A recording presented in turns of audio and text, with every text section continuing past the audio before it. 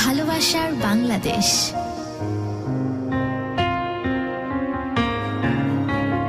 ভালোবাসার বাংলাদেশ। স্বাগতম আপনাদের সবাইকে, ডিয়ার লিসনার্স এন্ড ভিউয়ার্স, এই মুহূর্তে যারা যারা জয়েন করে আছেন আমাদের সাথে, আপনাদের সবাইকে ওয়েলকাম করছি আমাদের ভালোবাসার এই মহা আসরে, ভালোবাসার বাংলাদেশে, যেখানে শান্তু আপনার সঙ্গে জয়েন করে ফেললাম যথাসময়ে, এবং কিছুক্ষণের মধ্যেই গুরুও জয়েন করে ফেলবেন। আজকের অতিথিও থাকছেন। কিন্তু শুনি তোর জীবনের গল্প। জি, স্বাগত আসসালামু জানাচ্ছি তোমাকে। আলাইকুম। আমি মোহাম্মদ মহিদুল হাওলাদার, আমার দেশের বাড়ি ফরিদপুর। তো এই শোটাতে আসার জন্য আমি অনেক দিন ধরে অপেক্ষায় ছিলাম, কারণ জীবনটা এমন ভাবে নষ্ট করে ফেলেছি নিজের হাতে যে আমি নিজে উঠে যে দাঁড়াবো সেই ক্ষমতাও হারাই ফেলছি, এবং কি একটা মানুষের সহযোগিতা ছাড়া কখনোই উঠতে পারে না। তো আমার লাইফ থেকে আমার আপনজন, আমার যারা মানে আত্মীয় স্বজন, আমার বাবা মা, সবাই আমার থেকে দূরে চলে গেছে। তে দূরে যাওয়ার ঘটনাগুলো আমি তুলে ধরতে চাই। সেই দূরে যাওয়ার ঘটনাগুলো আমি তুলে ধরতে চাই যে তারা দূরে যাওয়ার কারণটা কি। আর আমি বর্তমান এমন পজিশনে জীবনযাপন করতেছি যে এর থেকে মরে যাওয়া অনেক ভালো। প্রত্যেক মুহূর্ত আমি চাই যে আমার মৃত্যু কামনা করি। একটা আমি নিজে আমি প্রত্যেক মুহূর্তে আবার মৃত্যু কামনা করি, কিন্তু মানে মৃত্যুটা অত সহজ না, এটা উপর আল্লাহর ইচ্ছা। কারণ মরতে চাইলে তো মরতে পারি। তো স্যার, যে প্রতি মুহূর্তে মৃত্যু কামনা করে ওখানে আমি এবার কোন কথা বলবো, কোন কথা সুইসাইড করবে, নোটে লিখে যাবে যে এর জন্য দায়ী। কিন্তু ও আমাকে কি বলেছে, ও আমাকে বলেইছে যে ওর জীবনের আর কোনো দিশাও পাচ্ছে না, ও আপনার কাছ থেকে পরামর্শ চায়। জি গুরু, আপনাকে আমি অনেক দিন ধরে শুনি। তো আপনি আগে লাভ গুরু বলে একটা এপিসোড করতেন। যাই হোক, ঠিক আছে, বাট ওই যে জান দিয়ে দিবে তখন কি করবো আমি? বউ বাচ্চা আছে আমার। আচ্ছা তারপর মৃত্যু কামনা করিস প্রতি মুহূর্তে, তারপর? জি, আমি একবার মানে সুইসাইড করার জন্য আমি অলরেডি সব প্ল্যান প্রোগ্রাম আমার শেষ। ওরে কি বাই করতেছি, দড়ি? না না না, এটা আমি মানে একটা কিছু আমার মানে জীবনের কাহিনী কিছু এটাতে লিখি মানে আগে লেখার পরে আমি জিনিসটা মানে আমার ভিতরে আসে যে এই জিনিসগুলো মানে আমার ভিতরে যে কথাগুলা এগুলা তো কখনো প্রকাশ হবে না, কারণ এটা আপনার হাতের লেখা। জি, কত সুন্দর তোর অনেক সুন্দর হাতের লেখা। জি, আমি অনলি 5 পাস, কারণ 5 পাস এই হাতের লেখা। আপনারা একটু দেখেন ওর হাতের লেখা দেখেন। আমি দুটো মাস্টার ডিগ্রি করছি, দেখা সেটা কি যাচ্ছে করব? না গুরু, দেখা যাচ্ছে না। আমি যে দুটো মাস্টার ডিগ্রি করেছি, আমার লেখা দেখলে তো হাগু করে দিবে। এই যে এই যে এই যে তো 5 পাস এই লেখা, খুব সুন্দর লেখা, একদম মানে ক্লাস 5 এর টাইপ লেখা, রাইটিং এর মতো মনে হচ্ছে যে টাইপ করা হয়েছে, খুব সুন্দর। তারপর তো মানে আমার কাছে অনুভব হয় যে এই শোটার কথা তখন আমার হঠাৎ মনে পড়ে যে আমার কথাগুলো আসলে আমি যদি খাতায় বন্দি করি তো এই খাতা অনেক জনের কাছে পৌঁছাবে না। আর আমার জীবনের এমন ঘটনাগুলো ঘটছে যেটা আমার নিজের ফ্যামিলিও জানে না। আমার যে জন্মদাতা পিতা, আমার মা মারা গেছে। শুনি একটু, খুব তাড়াতাড়ি শুনে যায়, একদম পুরো প্রোগ্রামে চলে যায়। একদম আমরা গল্পটা শোনা যায়, কারণ না হলে আমরা সময় পাবো না। হ্যাঁ জি, আমি প্রথম থেকে বলতে শুরু করি। শিওর। তো আমার জন্মস্থান তখন রাজশাহীতে। আমরা 3 ভাই। রাজশাহী কোথায় রে? রাজশাহী শহরেই। কোন জায়গায়? ছোটবন গ্রাম আমার জন্মস্থান। আর আমার নানা বাড়ি কোটে। আমার নানা বাড়ি হলো এয়ারপোর্ট নৌহাটা। তো ওখানেই বসবাস করতেছি। তো আমার আব্বা তখন ধানের ব্যবসা করতো আর কি। তো ব্যবসা করতে করতে হঠাৎ আমার যখন 10 বছর, হঠাৎ একটা দুর্ঘটনা ঘটে। সেটা কিভাবে, যে আমার মাটা মারা যায়। আমার মার ব্লাড ক্যান্সার হয়, ওই সময় আমার মাটা মারা যায়। আমার মায়ের খুব কাছাকাছি ছিলাম আমি, মানে সব সময় আমার মায়ের আঁচলের তলে থাকতাম। আমাকে সব সময় দেখে শুনে রাখতো, কারণ একটু দুষ্টু টাইপের ছিলাম, যার কারণে আমার মার ভালোবাসাটা বেশি পাইতাম। তো যখনই বুঝতে শিখলাম, হঠাৎ একটা অ্যাক্সিডেন্টের মতোই আমি আমার মা দুজনেই মানে কিছু কাজ করি একটা মানে ময়লা আবর্জনার মধ্যে। সেখান থেকে আমার কিছু হয় না, কিন্তু আমার মার শরীরে কিছু ক্ষত দেখা দেয়, মানে ঘা। কি ধরনের কাজ করতে? মানে কাজ বলতে কি, আমাদের বাড়ির পাশে একটা গর্ত ছিল। সেই গর্তটা একটা বাড়ির পাশে, আবার তখন কলা। ছোট বনগা নাকি নহাটা? ছোট বনগা। ওকে, ছোট বনগ্রাম তখন একটু মানে গ্রাম টাইপের ছিল। এখন তো অনেক ডেভেলপ, কিন্তু তখন অনেক ডোবা জায়গা ছিল যেখানে কেবল ভরাট করে সবাই সবকিছু তৈরি করতো। তো ওই সময় আমি জানি, একদম ডিটেইলস জানি। ওখানে বসবাস করতাম। তো ওই কলা গাছ মানে কলা কেটে নিয়ে গেছে, কলা গাছগুলো পড়ে আছে। তো আমার মা বলতেছে চলো বাবা কয়টা কলা গাছ ধরে নিয়ে এসে এই গর্তের মধ্যে দিলে গর্তটা পূরণ হয়ে যাবে, এখানে আমরা কিছু করতে পারবো। তো আমি এক মাথায়, আমার মা এক মাথায় ধরে ধরে নিয়ে আসতেছি। নিয়ে আসার পরে ঠিক আছে, দুপুর হলো, খাওয়া দাওয়া করে বিকেল বেলা থেকে আমার মা বলতেছে বাবা আমার শরীর চুলকাচ্ছে, তোর কি কিছু হয়েছে? আমি কই না তো মা, আমার শরীরে তো কোনো সমস্যা দেখা যায় নাই। তো চুলকাইতে চুলকাইতে তার পরের দিন দেখা গেল তার শরীরে ছোট ছোট ঘা দেখা যাচ্ছে। তো অনেকে বলল কি যে হয়তো বা ওই কিছু বিষাক্ত কিছু ছিল যেটা শরীরে লাগছে, তো মানে ট্রিটমেন্ট করলে ঠিক হয়ে যাবে। তো সে ওষুধ খালো এবং কি কিছু ওই তেল পড়া এটা সেটা ব্যবহার করতে শুরু করলো। ওই সময় তো এগুলো বেশি ছিল। হ্যাঁ, তো হঠাৎ এইভাবে চলতেছিল, হঠাৎ 15 দিন পর সে প্রচন্ড অসুস্থ হয়ে যায়। এমন অসুস্থ হয়ে যায় তাকে হসপিটাল নিয়ে যাওয়া হয়, সাথে সাথে নিয়ে যাওয়ার পরে ঘন্টা 2 পরে সে মারা যায়। এর মধ্যে কি ঘাগুলো বাড়ছিল? জি জি বাড়ছিল এবং কি শুকাচ্ছিল, ওষুধ খাচ্ছে শুকাচ্ছে, কিন্তু ওনার যে ভিতর দিয়ে যে ওনার ব্লাড নষ্ট হয়ে গেছে এটা কারো ধারণা ছিল না। বুঝতে পেরেছে। তাহলে তো ওনার ব্লাড ক্যান্সার আগে থেকে ওনার বডিতে ছিল, যেটা হয়তো ওই দিনই দেখা দিয়েছে হয়তো বা, এটার প্রতি নলেজ নাই।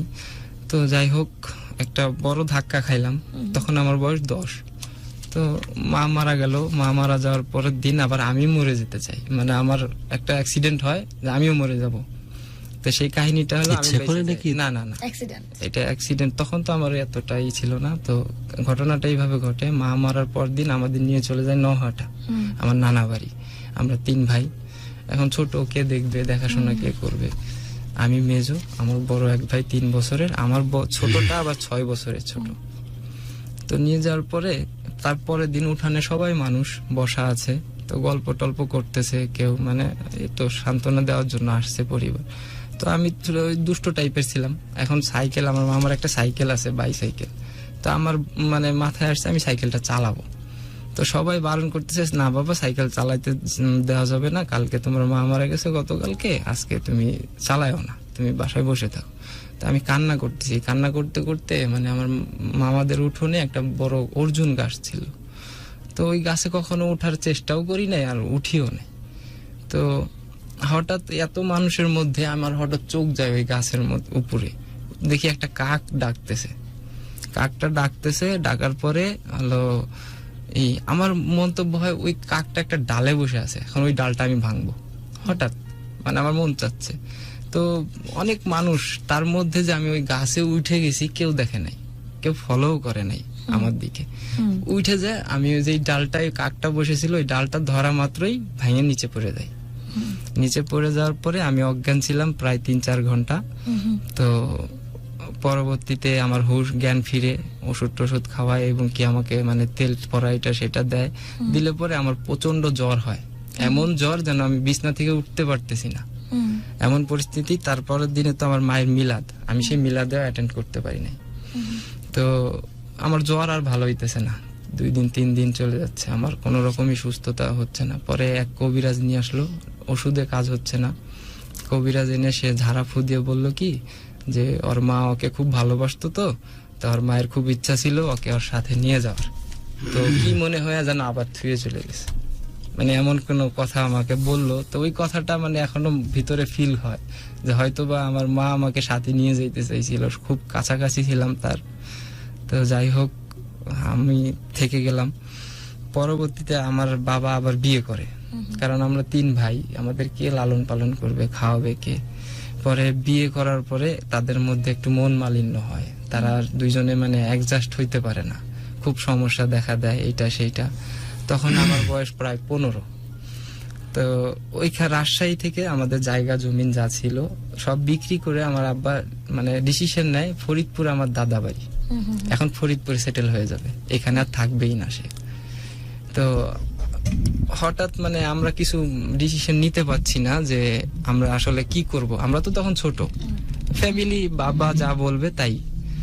তো সে ঠিকই ডিসিশন যেটা নিল সেটা, সে ওই ফরিদপুর যায় সেটেল হয়ে গেল।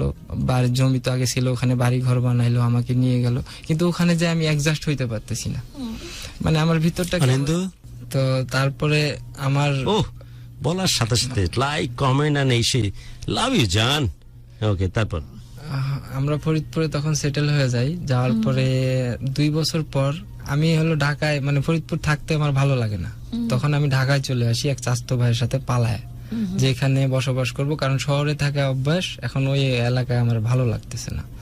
তো এখানে 2 বছর থাকার পরে আমার ফ্যামিলি মানে প্ল্যান করে যে আমাকে বিদেশে পাঠাবে দুবাই। তো আমাকে বলতেছে তুই কি যাবি, যাওয়ার ইচ্ছুক আছে? আমি বলে হ্যাঁ যাবো, সমস্যা নেই।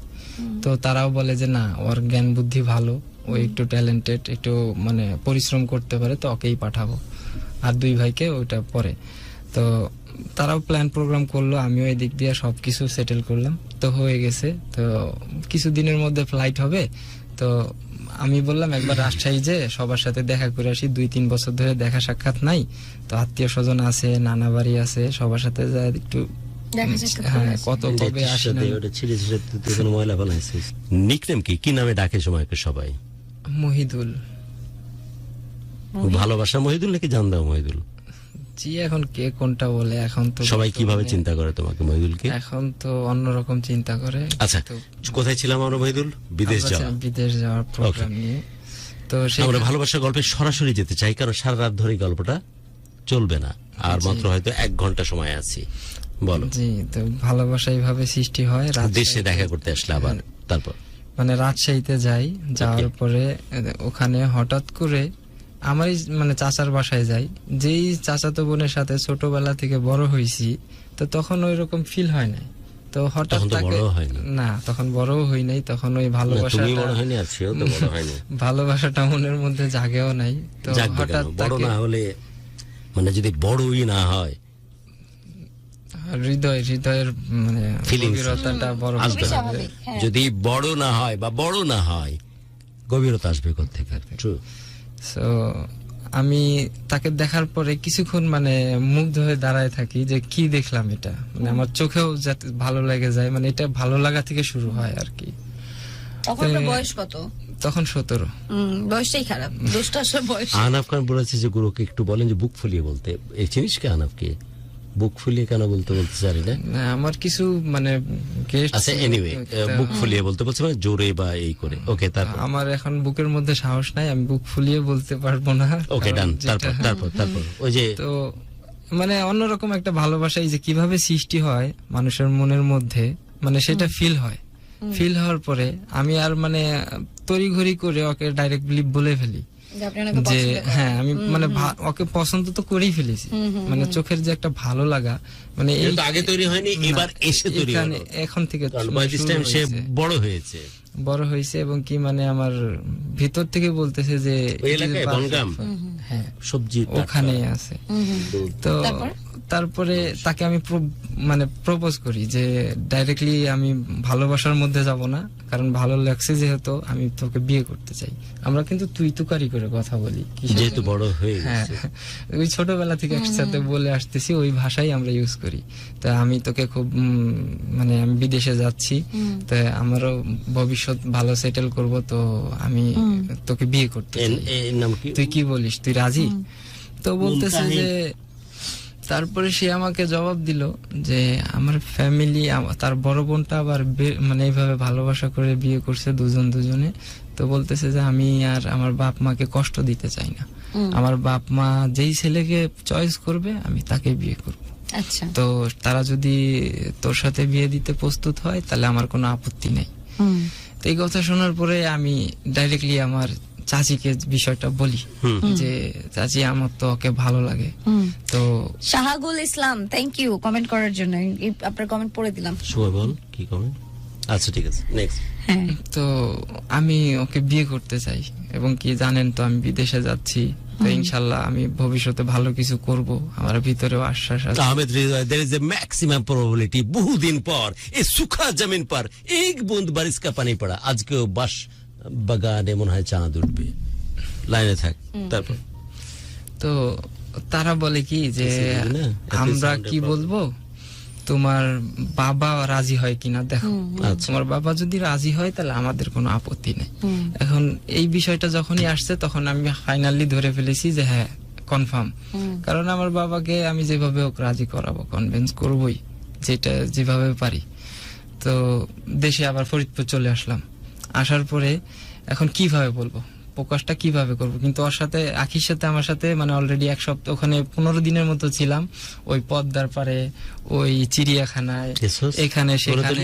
ইজারাদার আমারই লোকজন নাই তো কাট কাটে বলতাম চিড়িয়াখানা তো গেছিস, হ্যাঁ, টিপাতে তো গেছিস, এইভাবে হ্যাঁ, আইবার তো গেছিস নাকি? জি ওই পর্যন্ত। সব তো আমার ওখান হয়েছে। থেকে পরবর্তীতে এইভাবে মানে বেড়ে আমার ধারণা এটাই আমার লাইফ পার্টনার, মানে আমার ভিতর থেকে আমি মানে এটা ধরে নিয়েছি। আচ্ছা। এখন ওর মনে কি আছে তা তো জানি না, তো আমার লাইফ পার্টনার এটাই, আমি সেটেল করে ফেলেছি, সিলেক্ট করে ফেলেছি, এটাই থাকবে আমার সারা জীবন।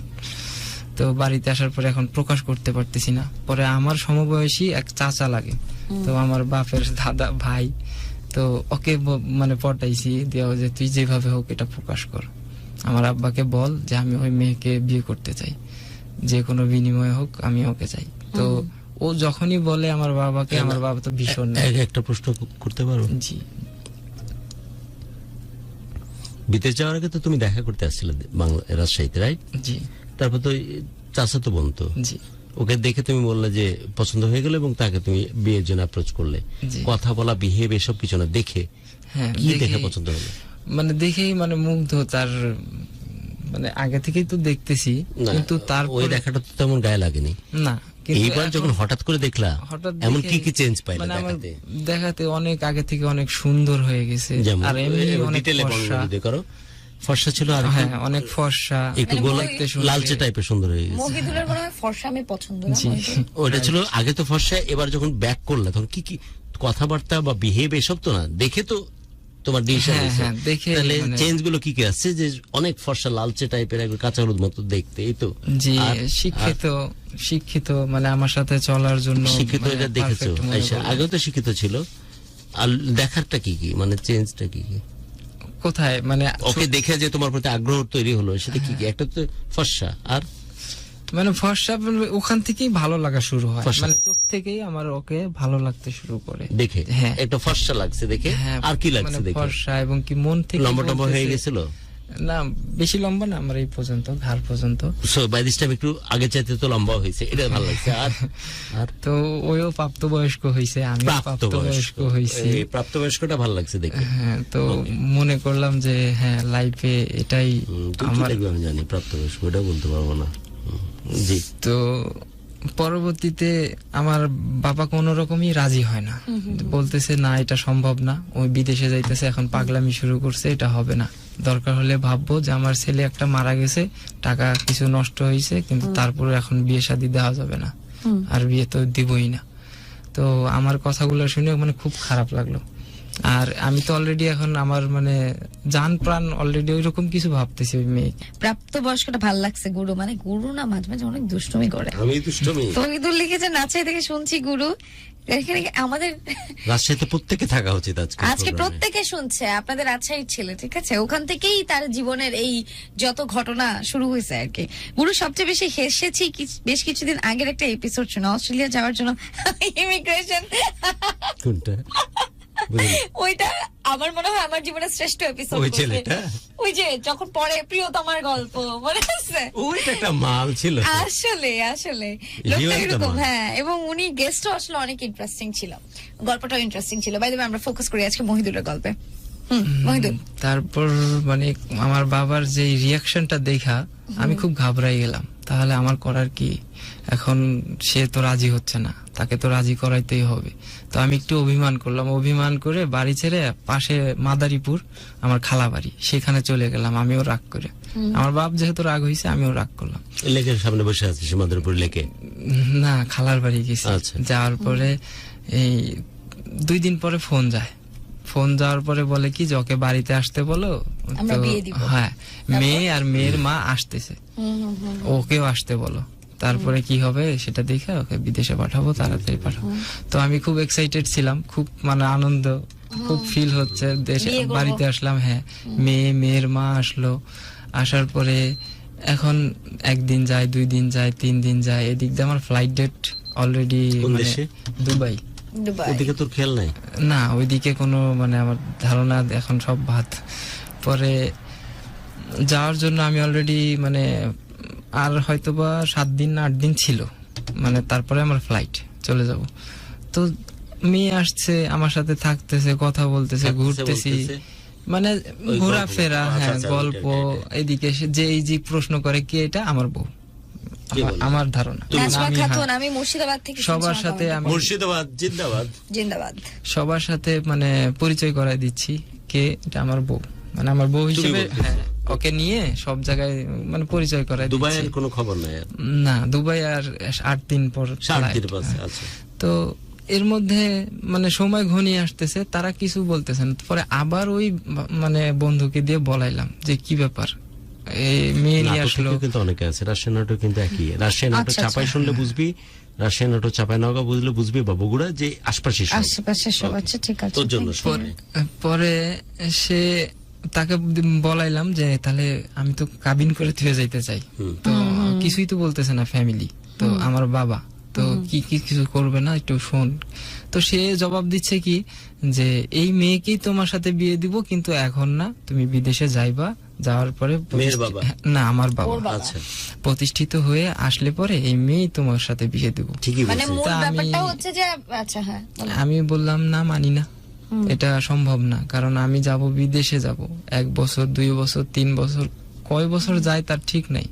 তো আমি আসার পরে এই মেয়ে থাকবে কিনা কোনো গ্যারান্টি নেই, কারণ মানে আমার মন বলতেছে যে এই মেয়ে থাকবে না আমার জন্য।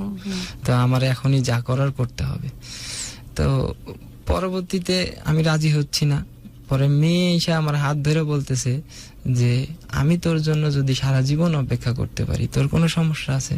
তুই তো আমাকেই চাস। আমি বলি হ্যাঁ, তাই আমি তোর জন্য সারা জীবন অপেক্ষা করতে রাজি আছি, তুই বিদেশে যা, যে নিজে প্রতিষ্ঠিত হয়ে সংসারের মানে অনেক কিছু প্রয়োজন আছে, তুই নিজে সেটেল হয়ে আয়, তারপরে আমরা সংসার করবো। আচ্ছা, মেয়ের মা বলতেছে বাবা তোমার জন্য আমি সারা জীবন আমার মেয়ে রেখে দিব, তুমি নিশ্চিন্তে দাও। তো সবার এই আশ্বাস শুনে আমিও খুব মানে আর কি ভাববো, মেয়ের বাবা বলছে যে আমি রাখছি, বানাইছি এবং রেখে দেবো তোমার জন্য। ওকে। তো আমি এখন আর কোনো ভাবনা চিন্তা করলাম না, যাক যারা আমার বাবা চাচ্ছে, ওরা চাচ্ছে, তো এখানে তো আমার আর কোনো কথা থাকে না। তো আমিও এইটার উপরেই ভিত্তি করে আমি চলে গেলাম দুবাই। যাওয়ার পরে হঠাৎ এইভাবে সেইভাবে মানে দিন চলে যাচ্ছে, এর মাঝে আমি মাঝে মধ্যে ফোন দেই, কথা বলি, খোঁজ খবর নেই। কিন্তু হঠাৎ একদিন মানে বৃহস্পতিবার, সেই বৃহস্পতিবার বিকেল, সেই বৃহস্পতিবার বিকেল বেলা আমি ফোন দেই। ফোন দেওয়ার পরে হুট করে মেয়ে কান্না করতেছে, আমার কথা শুনে কান্না করতেছে। থেকে ফোন দিছো? দুবাই থেকে। ডিএমএল বলছে যে আপনারা কবে আসবেন, পাগল হয়ে আছে, ওই দুবাই থাকে, তো ওদের ওখানে দুনিয়ার খরচ, এর জন্য আমরা যাচ্ছিলাম না, যাইতাম। ওকে, তারপর দুবাই কোথায় গেছিলি বাপ? দুবাই আমি তখন সোনাপুর বসবাস করি, মানে ওইখানে একটা জায়গার নাম, বাংলা টাইপের নাম তো মনে হচ্ছে যে পাশেই পাবো। সোনাপুর এরকম জায়গা ওখানে আছে? হ্যাঁ সোনাপুর, আলকোস, জাবল আলী, এরকম দুবাইয়ের নাম। যে থেকে অনেক দূরে কি এটা? শহর থেকে না, পাশাপাশি এগুলো সব। আচ্ছা আচ্ছা। তো না, ওখানে একটা ছেলে আবার ভিডিও করে যে উট নিয়ে অনেক দূরে, হ্যাঁ ওগুলা 52 ডিগ্রি টেম্পারেচার নিচে, ওরকম তো না? না, ওইরকম পজিশনে ছিলাম না। আচ্ছা, তো তারপর ওখান ফোন থেকে দেওয়ার ফোন পরে দিচ্ছ। ওকে। এখন আমি বলছি কিরে কান্না করতেছিস কেন? বলতেছে আজ আমার গায়ে হলুদ। আমি কি মজা করিস? আমার সাথে মজা করতেছিস? মজা নিস না। বলতেছে না আমি সত্যি বলছি, আজ আমার গায়ে হলুদ। আমি কিছু বুঝতে পারতেছি না, আমার মাথায় ধরতেছে না, কি হয়েছে ক্লিয়ারলি খুলে বল। বলতেছে যে আমার পরিবার মানে তোমার বাবার কাছে ফোন দিছিল, তোমার বাবাকে বলছিল যে এরকম ভালো এক ঘর থেকে সম্বন্ধ আসছে, তো আপনারা কি আমার মেয়েকে নিবেন নাকি? এই মহিদুলের জন্য কি রাখবেন না? আপনারা তো ক্লিয়ারলি কিছু বললেন না। এখন তাদের মধ্যে কি হয়েছে না কি কোন কথা আমি তো আর জানি না, যে এরা এখনো সেটেলই হইতে পারে নাই। তো তোমার আব্বা জবাব দিছে কি যে তোমাদের মেয়ে তোমরা ভালো বোঝো, কি করবা না করবা। আমার ছেলে বিদেশে গেছে, কবে আসবে না আসবে তার কোনো গ্যারান্টি নেই। এখন তোমরা রাখলে রাখতে পারো, না হলে তোমরা বিয়ে শাদী দিলে দিতে পারো, আমাদের কিছু করার নেই, এখন তোমরা যেটা করো। তো এইটা শোনার পরে আমি মেয়েকে বললাম যে তুই রাজি হলি কেন? বলতেছে যে এটা আমার বাপ মায়ের মান সম্মান, এখন আমার বাপ চাচ্ছে এখানে বিয়ে দিতে, তাই আমি রাজি হয়েছি। আমি কই শিগগিরই বিয়ে ভাঙ, তোর মা মানে তখন কি এগুলো লিখছিলি? না, না, মহিদুল তখন তো লিখিস না। ওকে, টুইস্টটা ভেবে বাকি। টুইস্ট বাকি। পরে ওই ওর মানে মার সাথে কথা বললাম, আমার চাচি যে আমার সম্পর্কে চাচি হয়, তার সাথে কথা বললাম যে আম্মা কি বলতেছে, ওর আজকে বিয়ে। তো সেও কান্না করতেছে আর বলতেছে যে আমরা বহুত চেষ্টা করছি, এখন তোমার বাপ মানে উল্টা পাল্টা কথা বলছে যে আমার মানে আমার সাথে মহিদুলের সাথে যদি বিয়ে দিতে হয় তোমাদের মেয়েকে, তাহলে 1 লাখ টাকা দিতে হবে, আমার ছেলেটা তো এইভাবে মানুষ করি নাই। মানে এটা বলে আমার বাপ বলছে তাদের, যার কারণে আমার চাচার রাগ হয়ে গেছে যে আমার মেয়ে বিয়ে দেব, তা টাকা দিয়ে বিয়ে দিতে হবে, আমার মেয়ে তো মানে ফালানি না, আমার মেয়ে তো সমাজে চলতে পারে, তে আমি টাকা পয়সা দিয়ে বিয়ে দিব না, এই কারণে এখানে বিয়ে ঠিক করছে, তোমার চাচা জিদ কইরা এখানে এখন বিয়ে হচ্ছে। আমি বলতেছি যে যে যা হচ্ছে না হয়েছে আপনারা আমার কথা দিছিলেন, কিন্তু ওইটা পরের সাবজেক্ট, আগে বিয়ে থামান, আপনি বিয়ে বন্ধ করেন, যে কোনো বিনিময় হোক বিয়ে থামান। তো তারা বলতেছে এটা তো সম্ভব না। আমি বলতেছি সম্ভব না, আমি কি মানে আমি পুরোই মানে আমার সেন্সলেস হয়ে গেছি, আমি যে কি করব আর কিভাবে এটা থামাইতে হবে, কিভাবে মানে কোনোটাই মাথায় কাজ করতেছে না। পরে ওই ফোন কাইটা দিয়ে আমি আমার বাবার কাছে ফোন দিলাম, ফোন দিয়ে তাদেরকে বিস্তারিত বললাম যে কি ব্যাপার, বিয়ে হচ্ছে আর আপনারা কিছু বলতেছেন না। বলতেছে তাদের মেয়ে বিয়ে দিচ্ছে, তা আমরা কি বলবো, আমাদের বলার কিছু নাই। আমি কই বলার অনেক কিছু আছে, যেভাবে পারেন এই বিয়ে থামান, তারপরে কি বলার আছে না বলার আছে সেটা আমি পরে বুঝবো, আগে এই বিয়েটা থামান, বন্ধ করেন। পরবর্তীতে তারা ওই মানে ওই আমার নানি বাড়িতেও বলি, সবাইকে আমার যত পরিবার ছিল সবাইকে প্রকাশ করি যে যেভাবে হোক বিয়েটা বন্ধ করার চেষ্টা করেন, না হলে আমি বাঁচবো না, একটাই আমার কথা, না হলে আমি বাঁচবো না। দুবাই থেকে বলছি, জি, ফোনে। তো বলার পরে আমি ওই কথা বলার পরে এখন তারা সবাই আশ্বাস দিল যে তুই টেনশন করিস না, আমরা দেখতেছি, আমরা যেভাবে হোক এটা বন্ধ করতেছি, দেখতেছি, তুই টেনশন করিস না, তুই তোর মতো থাক। তো আমি বসে বসে কলটা কাটা দেওয়ার পরে বসে বসে কান্না করতেছি আর ভাবতেছি যে কি হলো, আমার জীবনে কি ঘটে যাচ্ছে, এগুলো তো কখনোই ভাবি নাই যে আমাকে তারা বইলা পাঠাইলো, এখন কি শুনতেছি এগুলা, মানে অবাক। পরবর্তীতে বসে কান্না করতেছি, এক বন্ধু আমাকে আইসা বলতেছে মহিদুল কি হয়েছে, তা আমি বললাম এই ঘটনা ভাই, এখন আমি তো পুরাই মানে কিভাবে এটাকে সমাধান করব আমি বুঝতে পারতেছি না। তো সেই বন্ধু বলল আসো আমার সাথে।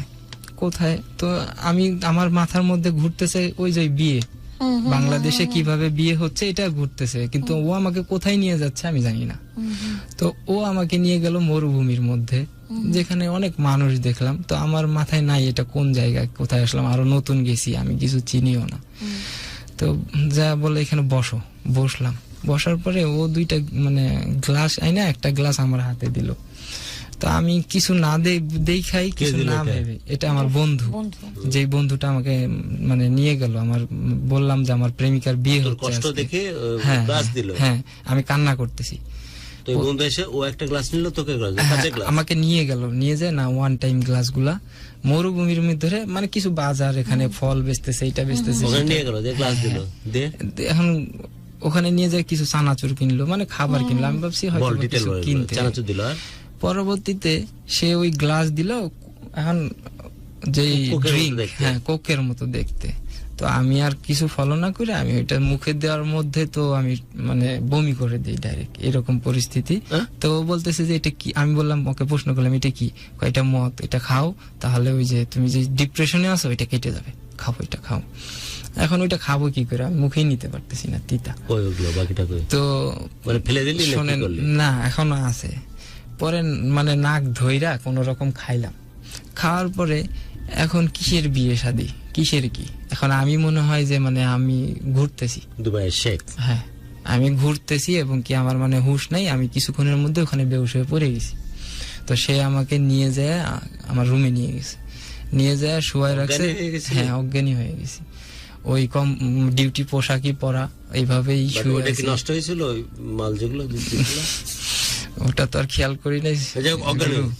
তো পরের দিন শুক্রবারের দিন আমার মানে ঘুম ভাঙে প্রায় তখন বেলা 1:30 বাজে। কি পরিমাণ খাইছিলি?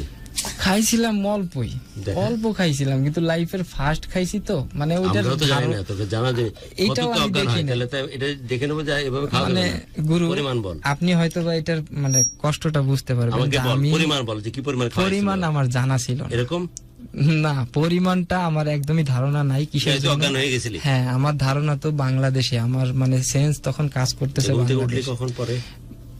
1টার দিক মানে দুপুর 1টার দিক শুক্রবার, তখন মানে বিকেল বেলা খাইছি, আর পরের দিন ঘুম 12 ভাঙছে ঘন্টা নাই তোর না, জীবনে? আমার কোনো হুঁশ ছিল না। পরবর্তীতে তারপর? উঠেই আমি মানে অবাক, কিরে কয়টা বাজে, আমি দৌড়ে ফোনের কাছে চলে গেছি, যাই এই যে ফোন করতেছি মানে মেয়ের বাড়িতে, আমার বাড়িতে, আমার নানার বাড়িতে। এখন তখন ছিল কি ওই বিদেশ থেকে ফোন দিলে বোঝা যাইতো, বিদেশি নাম্বার হ্যাঁ ছিল, বিদেশি বুঝতে নাম্বার ছিল, বোঝা যাইতো।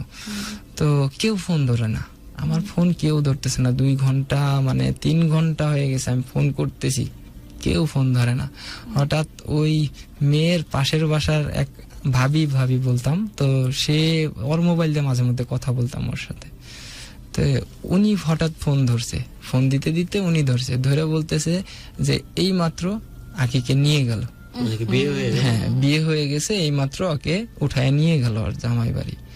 তো এটা শোনার পরে মানে আমি একদম চুপ হয়ে গেলাম, আর কাউ কাছে ফোন দিলাম না। আমি ফোনটা বন্ধ করে ওই যে রাস্তাটা, ওই যে যেখানে মানে খায় যে 12 ঘন্টা অজ্ঞান হয়েছিলাম, সেইখানে চলে গেলাম আমি একা।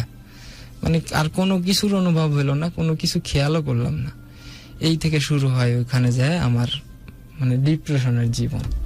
মানে জীবনটা পুরাই আওলাই গেল। আমি যে বিদেশে গেছি ইনকাম করতে, কাজ করতে, আমি সব ভুলে গেলাম। পরে ওইখানে যা পড়ে থেকে তারপরও মানে আমার চিন্তা ভাবনা তখন ছিল যে জীবন আর রাখবো না। মানে জীবনে একজনকে চাইলাম, চাওয়াটা বড় কথা না, বড় কথাটা হলো যে সবাই আমার সাথে প্রতারণাটা করলো কেন? প্রতারণাটা করছে মূলত আপনার কাছে কষ্ট সেটাই হ্যাঁ হচ্ছে। সেটাই আমার কষ্টটা ফিল তোর হচ্ছে বাড়ির যে লোকজনও তো? হ্যাঁ সেটাই তো আমার মেইন রাগটা তো বাড়ির সবাই লোকজনের উপর। যে আমার সাথে এই প্রতারণাটা করলো কে, বললো যে বিয়ে হ্যাঁ, দিবে কিন্তু বিয়ে আমাকে বিদেশে পাঠাইলো কি সুন্দর আশ্বাস দিয়ে, এখন তাকে আসতে না আসতে 6 মাস পরে বিয়ে দিয়ে দিল। তাহলে আমার সাথে মানে প্রতারণা হইলো। এটা ভাবতে ভাবতে আমি ওই যে মানে যেটা খাইলাম গুরু, আপনি তো চিনেন, ওই যে লাল দিবে। পানি। চিনবে কেন? আমার ঘুমই ভাঙে মাল খেয়ে, আবার দুপুর বেলায় ভাত দিয়ে মাল খায়, রাতের বেলায় মাল খায়। তো আমাকে এবার পচা দিলি সব। না, আমি শুধু মানুষের প্রশংসা করি যেন আমাকে বাঁশ দেয় সবাই। তো সাকিবেরও প্রশংসা করি, টিয়াদেরও প্রশংসা করি, তামিও প্রশংসা করি, যেন বাঁশ দেয় যে আপনি মানুষকে আর কত পাম দিবেন, আর আমাকে পচায় দিলি। আপনি যেভাবে করে জিজ্ঞেস করতেছিলেন কতটুকু কি এটার না জন্য না, আমি যার ওটা তো কারণে- দাম আছে একটা, জন্মদিন তাহলে ফেলে দিলি সব। তো যারা আমি সেই খায় তাদের কষ্ট। জি, তুই আমাকে বলে যাবি কি, আমি আমার চিনি না। আমার ভুল হলে ক্ষমা করুন। না, না, ভুল না। Already চিনি। আমাকে কিছু মানুষ আমাকে মানে একটা সার্টিফিকেট, আচ্ছা যাই হোক, ওরা ওরকম ভাবে ভাবতেছে, তারপর কি রোজ খাওয়া শুরু করলি? হ্যাঁ, আর এটা তো বাদ এখন- দিছি, ফেলে দেওয়ার তো গল্প আর এখন নাই। আমার খাওয়া দাওয়া এক সব ফোঁটা তো বন্ধ। তখন ফেলার কথা না, তা একদম চুষে খাচ্ছিস। তারপর না, তারপরে মানে লাইফটা অন্যদিকে নিয়ে চলে গেলাম, বাড়িতে ফোন বল, টোন ওগুলো গল্প বন্ধ বল। করে দিলাম। ওরা যেহেতু সবকিছু। প্রতারণা করছে, ওদের প্রসঙ্গ বাদ। এবার তুই মাল নিচ্ছিস আর খাচ্ছিস ওই রাস্তায় গিয়ে। হ্যাঁ, ওখানে যে এইভাবে কি করতে পরিমাণ করতে খাইতে? মানে মদ জিনিসটা একটা মানুষ বেশি খাইতে পারে না, কারণ কিসের জন্য, তার শরীরের কন্ডিশন অনুযায়ী সে খাইতে এটা পারবে, ঠিক না আছে, হলে but খাইতে পারেন ঠিক আছে না, বাট কন্ডিশন অনুযায়ী খায়। কন্ডিশন তুই অনুযায়ী একদম না হলে পাগলা সে- যেতি খাইতে খাইতে। এখন মানে কি আমি হলো ওই যে তখন বিভোর হয়ে যেতাম। মানে আমি চাইতাম যে আমার স্মৃতিগুলো যদি আমি ভুলে থাকতে পারি, তো তোর তাহলে যে সেটা ইনকাম যা করিস, ফরেন যদি নিতে যাস তাহলে তো অনেক খরচ হয়ে যাবে। আর না, ওখানে তো ওইখানে অল্প দামে ওই বাঙালি যে কেরু মেরু সেগুলো তো পাবে না, ইন্ডিয়ান মাল পাইতি নাকি? আচ্ছা, মিস্টার ডাভেলস। তো থাক, আমরা নাম না বলি, প্রহিবিটেড, এক্সট্রিমলি প্রহিবিটেড। তারপরে এইভাবে জীবন যাইতে যাইতে একদিন হঠাৎ আমি অসুস্থ হয়ে যাই, প্রচন্ড অসুস্থ। মানে আমার টার্গেটই খাবার দাবার কোনো কিছু ঠিক ছিল না, শুধু ওগুলোই খাইতি? কোনো কিছুই ঠিক ছিল না। কাজ করতাম আর ওই মানে বিভোরে থেকে? থাকতাম, আর হ্যাঁ এভাবে চলতে শুরু কতদিন করলো। এরকম? এরকম চলতে শুরু করলো 6 মাস, ওদিকে 6 মাস আর এইদিকে গেল হলো আপনার 8 মাস। তারপর 1.5 বছর হ্যাঁ, এরকম 8 চলতেছে। মাস এরকম অসুস্থতা ভাবে। কি হয়েছিল? অসুস্থতা মানে হঠাৎ বমি হয়, পেট ব্যথা করে, গলা দিয়ে রক্ত খাওয়া করে, হ্যাঁ? এইরকম পরিস্থিতি। খাওয়া দাওয়া কোনো কিছু ঠিক ছিল না? কোনো কিছুই ঠিক ছিল না, এগুলোই করতি? ফ্যামিলির সাথে যোগাযোগ নাই, তারাও কখনো গলাতে মানে- রক্ত ওঠা শুরু হলো? হ্যাঁ, এরকম পরিস্থিতিতে শিকার হলাম। পরবর্তীতে আমার মানে ভিতর থেকে বলতেছে যে আমার মনে হয় সময় শেষ। মানে আমি অনুভব করতে পারতেছি, কারণ আমি অসুস্থ। এখন ভাবতেছি মনে হয় আমি আর বাঁচবো না। তো মরার আগে আমার সেই প্রিয় মানুষগুলোকে একটু দেখে আসতে আমার ভালো মনে চাইতেছে, দেশে যাব। যেই কথা সেই কাজ, 15 মাস পর দেশে চলে গেলাম। যাওয়ার পরে বাড়িতে ফরিদপুর যা উঠলাম, পরের দিন সকালবেলায় আমি রাজশাহীতে এই মেয়ের সাথে দেখা করতেই হবে আমার। মানে ওকে যাই আগে প্রশ্ন করবো যে কেন এরকম করলি, তুই তো আমাকে কথা দিয়েছিলি। তো বিয়ে শাদী হয়ে গেছে? হ্যাঁ, তো যায় এখন ডাইরেক্টলি ওর শ্বশুর বাড়ি প্রথম, আমি তো চিনি না, ওর বোনকে নিয়ে গেছি। নিয়ে যাওয়ার পরে এখন ওই পরিবেশে আমি বলার সুযোগ পাইলাম না, তো ওকে দেখে আমি কান্না করতে শুরু করলাম। মানে এখন দেখতে মনে হয় যে আরো ভালো হয়েছে, মানে আরো সুন্দর দেখা যাচ্ছে আমার প্রথম কাছে। বিয়ে 3 মাস পর এরকম হয়। একটা কমেন্ট নিয়ে নি, একটু থাম। Interesting story. তানভীর হাসান মজুমদার লিখেছেন। আলমগীর হোসেন লিখেছেন কমেন্ট পড়ছেন না কেন। মশিউজ্জামান লিখেছেন ফুটফুটে সুন্দর, কে এটা। স্বার্থপর মানুষ লিখেছেন আমার সাথেও এই সেম কাজ করেছে আমার পরিবার। জুয়েল মাহমুদ আছেন খুলনা জেলা থেকে শুনছি, আমার কমেন্ট পড়ছেন না কেন আলমগীর হোসেন জানিয়েছেন। নুরুল আমিন লিখেছেন আমি আচ্ছা আমি খেয়েছি গুরু, আমি যখন কি বলেন আমি ছ্যাক খাই। আচ্ছা আচ্ছা। আবির আহমেদ মনির লিখেছেন আপু আপনার মুচকি হাসিটা দারুণ লাগে, আমি তো পুরাই ক্রাশ খেয়ে গেলাম। এই ধরনের কমেন্ট তো গুরু জীবনও পড়বে না, তাই আমি নিজেটা নিজেই পড়ি আর কি। আচ্ছা তুশরাত মিনহা আছেন জয়েন করে। সাকিব আহমেদ লিখেছেন আমাদেরকে। তারপরে আছেন আলমগীর মামুন, তারপরে নাইম উদ্দিন লিখেছেন। আচ্ছা মোহাম্মদ, আচ্ছা হ্যাঁ নাইম উদ্দিন আদনান, এক্স্যাক্টলি উনি আসলে আবিরের যেই ব্লাডটা লাগবে সেটা আসলে উনি নাম্বারটা দিয়ে দিয়েছে, কাইন্ডলি ওনার সাথে যোগাযোগ করবেন। বি পজিটিভ ডোনার যারা আছেন প্লিজ তার সাথে যোগাযোগ করুন, বিকজ এই মুহূর্তে আবিরের মায়ের জন্য রক্ত লাগবে। নোমান হোসেন রাজশাহী থেকে শুনছি। আশোক রয় লিখেছেন নীলফামারী থেকে আছি। তিশরাত আছেন জয়েন করে, ফার্স্ট কমেন্ট করলাম, জি পড়লাম। আপু আপনাকে অনেক সুন্দর লাগছে, thank you so much, thank you. Alex Aktarul ভাই লিখেছেন আপু আপনাকে আজকে অসম লাগছে, বাট আমার প্রিয় মানুষটাকে হারিয়ে ফেলেছি। তার ফ্রাইডেতে বিয়ে হয়ে গেছে, একবারও জানালো না। কেন জানালে কি করতেন, যে কাচ্চি খেয়ে আসতেন আপনি, বোকা ছেলে। ইউবরাজ ঘোষ লিখেছেন আপু আমি ইন্ডিয়ার আসাম থেকে দেখতে পাচ্ছি, লাভ ইউ গুরুজি। আপুর ভয়েসটা আজকে অনেক সুন্দর লাগছে। আব্দুর রহমান চৌকিদার লিখেছেন। নোমান হোসেন আছেন, দীপু আছেন, দীপু শেখ আমাদের সাথে, যিনি এই যে জাস্ট লাস্ট এপিসোডে আগের এপিসোডে যিনি আমাদের সাথে কানেক্টেড ছিলেন, দীপু শেখ আমাদের এই আয়োজনের গেস্ট হিসেবে ছিলেন। হৃদয় লিখেছেন গল্পটা অনেক ইন্টারেস্টিং, অ্যাবসলিউটলি ইন্টারেস্টিং। বাকিগুলো তো আপনারা জানেনই, শুনেনি নেই। আমি মহিদুলকে রিকোয়েস্ট করবো যাতে একটু ফাস্ট বলে গল্পটা। আপু আমার অনেক দিনের ইচ্ছে আপনাদের প্রোগ্রামে যাবো, কিন্তু কিভাবে যাব, নাম লোকেশন আপনার গল্পটা লিখে পাঠিয়ে দিবেন 01841904904 এই নাম্বারটাতে। তুষারাত আছেন, রায়হান আছেন, রবিউল আছেন, কাপাসিয়া থেকে আছেন, সেই গল্প খুব ভালো লাগছে। জিকরুল লিখেছেন, তুষরাত আছেন, মারুফ আছেন, আয়েশা ফেরদৌসি কেমন আছেন গুরু, আপনার বিগ ফ্যান। মিশা আছেন জয়েন করে, তারপরে সুমন আছেন, শাহিন আছেন, সাকিব আছেন। আপু your look is beautiful today, thank you so much. এই ধরনের টেক্সট কিন্তু প্রচুর, অনেক, হ্যাঁ সেটাই। ওকে, তারপর আমি তো শেষের দিকে যাবো। হ্যাঁ আমাদের কিন্তু আমি একটু মহিদুলকে বলি, মহিদুল আপনি আমাকে যেভাবে গল্পগুলো বলেছেন না অফেয়ারে, আপনি এক্স্যাক্টলি ওভাবে গল্পগুলো বলেন, কারণ হচ্ছে কি আমরা ডিটেলসে যাওয়ার সময়টা পাবো না, তাহলে আপনার লাইফে যে টুইস্ট গুলো আছে সেই টুইস্ট গুলো মানুষজন জানতে পারবে না, কারণ আমাদের একটাই শোটা শেষ করতে হবে। ঠিক আছে, আপনার জন্য বলছি আপনি শর্টকাটে গল্পগুলো বলে যান। জি, তারপরে মানে মেয়ের সাথে দেখা করে আমি চলে আসতেছি, তো কিছু বলা হয় নাই, কারণ শ্বশুর বাড়িতে আমি আর কি বলবো, প্রকাশ কি করব, কিছুই প্রকাশ করতে পারি নাই।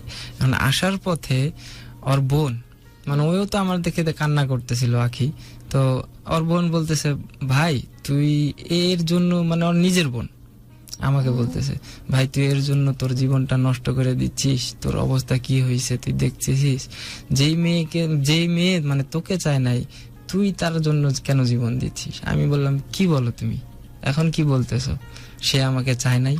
বলে না, এই ছেলের সাথে ওর একটু রিলেশন ছিল, রিলেশনটা কিরকম, মানে আমাকেও একদিক দিয়ে মানে রিলেশন করছিল এর সাথে, ওই আমি যখন চলে আসি হয়তোবা তখন কানেক্টেড হয়েছে, হওয়ার পরে এই বলতে মেয়ে বলেছে যে এই ছেলের সাথে যদি বিয়ে না দেওয়া হয় মেয়েকে, তা মেয়ে বিষ খাবে, যার কারণে আমরা বারণ করতে পারি নাই, তোর কথা অনুযায়ী আমরা তোর জন্য রাখতে পারি নাই, ওকে এখানে বিয়ে দিয়ে দিয়েছি।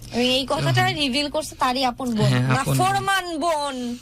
তো তার বোন যখন আমাকে প্রকাশ করে তখন আমার ভিতরে একটা মানে জেদ ফিল হয়, আসলেই তো সে ঠিকই বলছে, আমি কেন এই বেঈমানটার জন্য আমি মানে নিজের লাইফ নষ্ট করব, কারণ ও তো আমাকে পিছন থেকে চাইছিল, সামনে থেকে কখনোই চাই নাই। তো এখন আমাকে নিজেকে মানে প্রতিষ্ঠিত করে ওকে দেখাইতে হবে যেন মানে ও বুঝতে পারে ওর ভুলটা, যে আমাকে হারায় ও কি ভুলটা করছে, তাহলে আমি কেন জীবনটা নষ্ট করব। এরকম প্ল্যান প্রোগ্রাম করে ওখানে কিছুদিন ডাক্তার দেখাইলাম, ওই যে অসুস্থ ছিলাম, যে না আমাকে বাঁচতে হবে, আমাকে আমার গন্তব্য স্থানে ওকে দেখাইতে হবে, এখন আমার টার্গেট এটা, ওকে ভালোবেসে নিঃশেষ হয়ে গেছিলাম, এখন আবার উঠে দাঁড়াইতে হবে ওকে দেখানোর জন্য। পরে আমি 15 দিন দেশে থাকি, থাকার পরে আবার দুবাই চলে যাই। যাওয়ার পরে অসুস্থতা মানে ওষুধের উপরে চলতেছি, এবং কি আমার কিছু করতে হবে। আমি তখন কাজ করি লেবারের। তখন আমি কি করলাম, অফিসে ইন্টারভিউ দিলাম। তখন আমি 5 পাস, অতটা ইংলিশেও অতটা মানে পারদর্শী না। তারপর আমি নিজে থেকে চেষ্টা কইরা আমি সেই অফিসে জব করা শুরু করি, টাইম কিপারের জব করা শুরু করি। পরে এক সময় দুবাই আবার ব্যাক চলে, হ্যাঁ 15 দিন পরে ব্যাক যাওয়ার পরে আমি কোম্পানি থেকে মানে একটা সুযোগ পাই, আল্লাহ তাআলা আমাকে সুযোগ দেয়। তো সেই সুযোগটা অনুযায়ী আমি কোম্পানির স্টাফ হয়ে যাই। স্টাফ হওয়ার পরে এভাবে চলতেছিল খুব ভালো পর্যায়ে, 50,000 মাসে স্যালারি। 2 বছর পর মানে অনেক, আমার এখন পজিশন চেঞ্জ, মানে আমার সব দিক দিয়ে এখন আমি সেটেল। এখন 5 বছর হয়ে গেছে। এর মধ্যে সাজু মোল্লা লিখেছেন আজকের অতিথি অনেক সুন্দর করে গুছিয়ে কথা বলছে, শুনতে ভালো লাগছে। এর মধ্যে আবার ওই যে মদ খাওয়ার কারণে যে অসুস্থতা বোধ করি, পরবর্তীতে যায় ওটার মানে আমি আর মদ খাই না। তো তাতে কি হয়েছে, আমার এই যে অপারেশন হয়েছে একটা। কেন? এই ভেতরে বলে ময়লা জমছিল, এই মদ খাইতে খাইতে মানে যাই হোক একটা সমস্যা দেখা দিচ্ছিল, অপারেশন হয়েছে। তারপর নিজেকে কন্ট্রোল করে রাখছি যে আমাকে প্রতিষ্ঠিত হইতে হবে। পরে হইলাম হঠাৎ, এখন দেশে যাব, 5 বছর হয়ে গেছে, মানে এখানে এত কিছু হয়েছে। এখন আমিও পরিপূর্ণ, ফ্যামিলির কাছেও ভালো, মানে বাপ মার সাথে আবার সম্পর্ক ভালো করে ফেলেছি। কারণ বাপ মার এখন দোষ ধরতেছি না, দোষ ধরতেছি ওই মেয়েটারই তো দোষ, মেয়ে তো আর থাকতে বাপ চায় মা না। যেহেতু ভুল হতেই পারে, স্বাভাবিক। তা আমি বাপ মার সাথে আরেকবার রিলেশন ঠিক করি, সব সময় কথা বলি তাদের সাথে। তো এখন দেশে আসবো ছুটিতে। এখন বাপ মা মানে আমার ভাবিকে বলছে, তখন আমার বড় ভাই বিয়ে করে ফেলেছে, একটা ছেলে আছে। তো সেই ভাবির সাথে মাঝে মধ্যে মানে কথা হয়, বাপ মার সাথেও কথা হয়। এখন ভাবি বলতেছে আপনি দেশে আসবেন তো আপনাকে তো বিয়ে শাদী দিবে, মেয়ে দেখতেছে। তা আমি কই মেয়ে দেখলেই হবে না, যেইটাই দেখলেই হবে না, আমার ভিতরে একটা জিদ, ওই আখিকে দেখাইতে হবে সুন্দর বউ পাইছে। হ্যাঁ, ওর মতো একটা মানে মেয়ে বিয়ে করে আমি ওর সাথে যাই, আমি তারপর বোঝাপড়া করব, এরকম কিছু ছিল মনের মধ্যে। পরবর্তীতে তারা মেয়ে দেখার পরে এখন আমাকে অফার দেয় আমার ফ্যামিলি যে মেয়ে ভালো, দেখতে শুনতে ভালো, সব দিক দিয়ে ভালো, অর্থনৈতিক অবস্থা ভালো, তোমার জন্য যেটা করতেছি ভালোই করতেছি, তুমি এই মেয়েকে বিয়ে করো। তা আমি বলতেছি ঠিক আছে, আপনারা দেখছেন যেহেতু আমি দেশে আসি 3 মাস পর, তারপরে দেখে আমি বিয়ে করব। এখন তারা এমন ভাবে ধরে যে না, বিয়ে করবাই যেহেতু তাহলে এখনই মোবাইলে কাবিন হয়ে যাক। এখন আমার মনের ভিতর মানে আমার যে মোবাইলে আবার কেমন বিয়ে, এটা আবার কোন ধরনের বিয়ে, এটা তো একটা মজা কমেডির মধ্যে চলে গেল। তো আমি তারপর কিছু না বুঝতে পারি, তারা আমাকে উঠে পুরে লাগতেছে যে বিয়ে করতেই হবে মোবাইলে। তা আমি কি করলাম, আমার কিছু আপনজন মানে বন্ধু বান্ধব এটা সেটা সবাইকে পাঠাইলাম যে এটা মেয়েটাকে দেখে আসো তো, মেয়েটা কেমন দেখতে। তো তারা সবাই দেখে এসে বলতেছে যে মেয়ে ঠিক আখির মতো, আখির মতোই মেয়ে পাইছে, তুই খুব ভালো কপাল তোর, এইটা সেটা। তো আমিও পরে আর চিন্তা ভাবনা না করে ফ্যামিলির কথা রাজি হয়ে গেলাম মোবাইলে বিয়ে করার পর। 3 মাস দেশে আসার পরে এখন বউ দেখে মানে আমার পুরাই আমি মানে আবার ডিপ্রেশনে চলে গেলাম। কারণ এই যে চোখের যে ভালো লাগাটা, মানে আমার বউটা মানে যখনই দেখতে যাই তখন দেখতেছি যে মানে আমার কোনো দিক দিয়ে মানে কি বোঝাতে চাচ্ছেন, একটা হচ্ছে যে কালো, দ্বিতীয়ত আমার এই সাইজ, তৃতীয়ত সে মানে শিক্ষাগত যোগ্যতাও নাই তার মধ্যে, আর এবং কি তার জ্ঞান বুদ্ধি আমার মানে নানির বয়সের যারা তাদের মতো। এখন আমি তো এই জগতের সাথে মিশে গেছি, এখন সে পড়ে রয়েছে ওই জগতে। তো এগুলো সব দেখাশোনার পরে আমার আর এই মেয়েকে গ্রহণ করা সম্ভব না। তুমি যাদেরকে পাঠাইছিল তারা কারা ছিল? তারা ছিল আমার আত্মীয় স্বজন, আমার বন্ধু বান্ধব। এদেরকে আমার বাপ বলছে যে তোমাদের কারণে যদি কারো কারণে আমার ছেলের বিয়ে ভাঙে তা তোমাদের খবর আছে।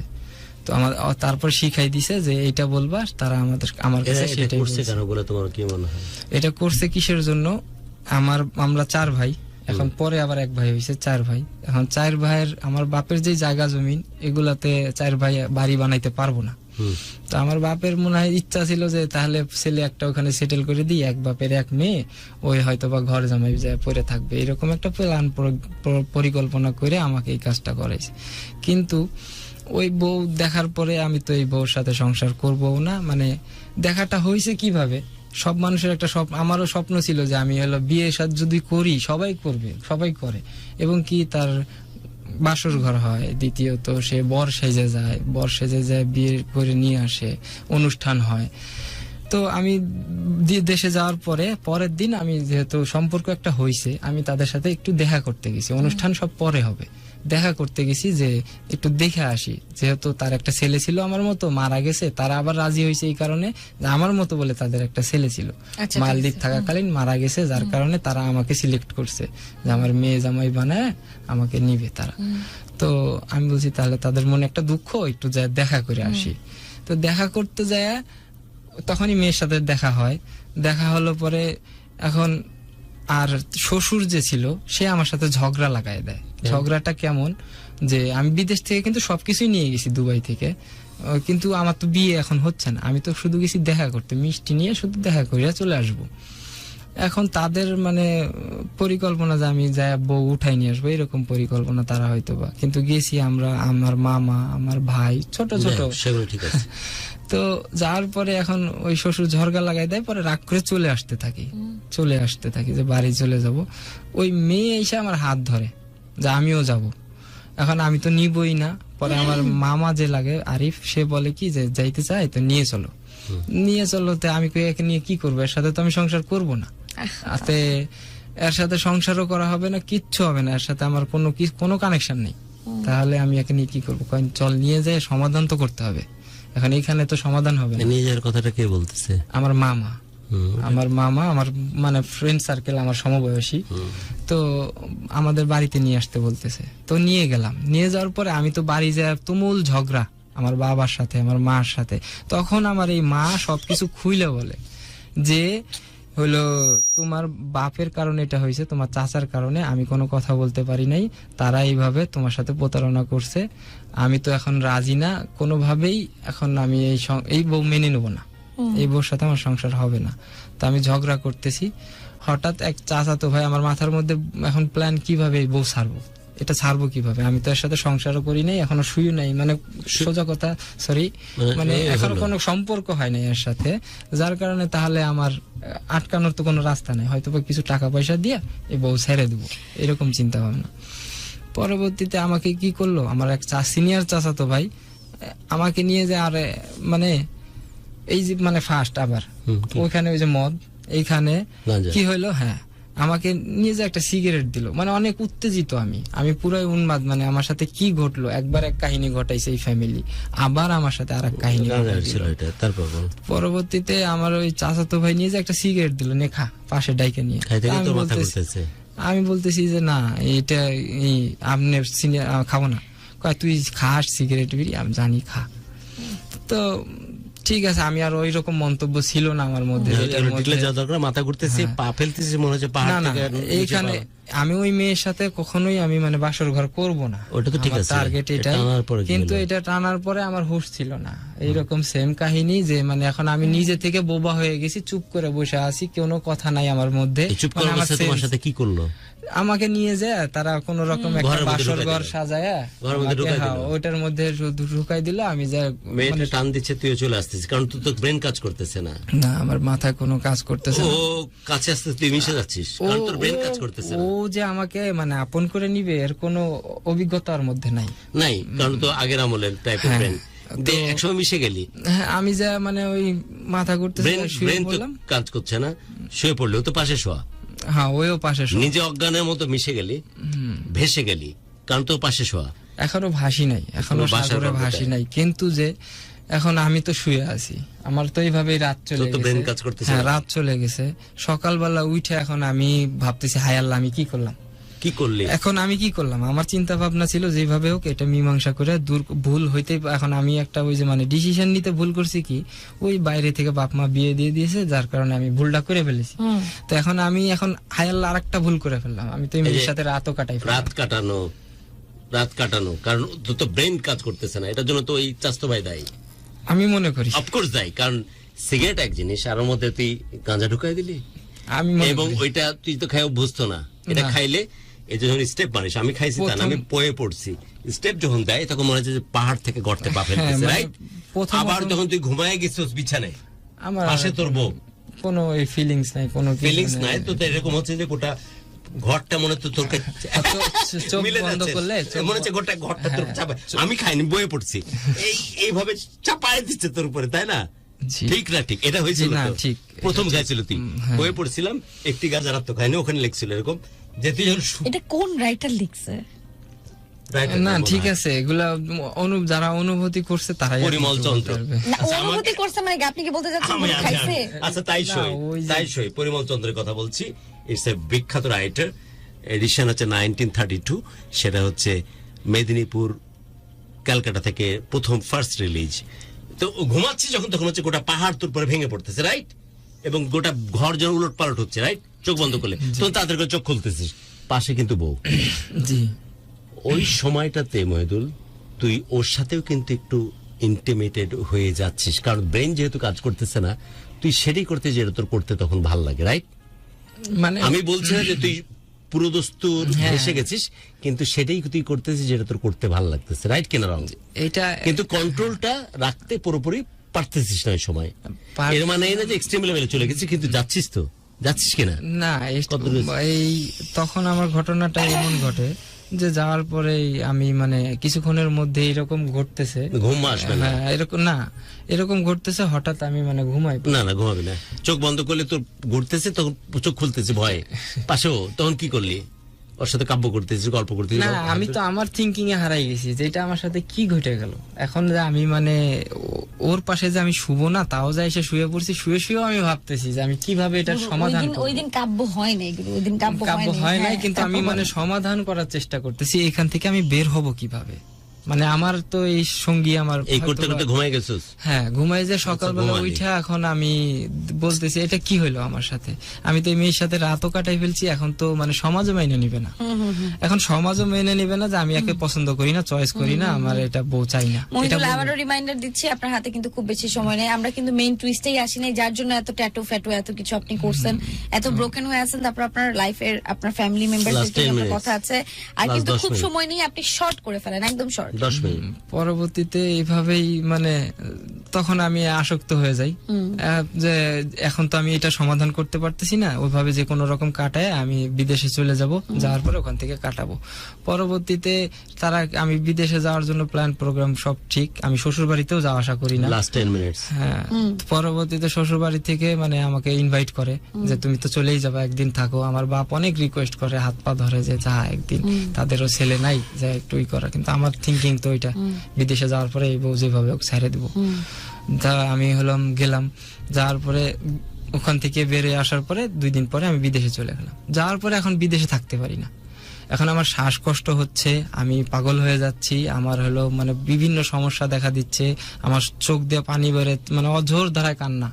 তো কি এই সমস্যা? তখন মানে এরকম হলো, পরের দিন আমি দেশে চলে আসছি ভয়ে যে আমি হয়তোবা মরে যাব। কিন্তু কারণটা কি, আমি নিজে নিজে উপলব্ধি করলাম যে হয়তোবা আমি নেশাভান করছি, যার কারণে হয়তোবা সমস্যা দেখা দিতে পারে শারীরিক ভাবে।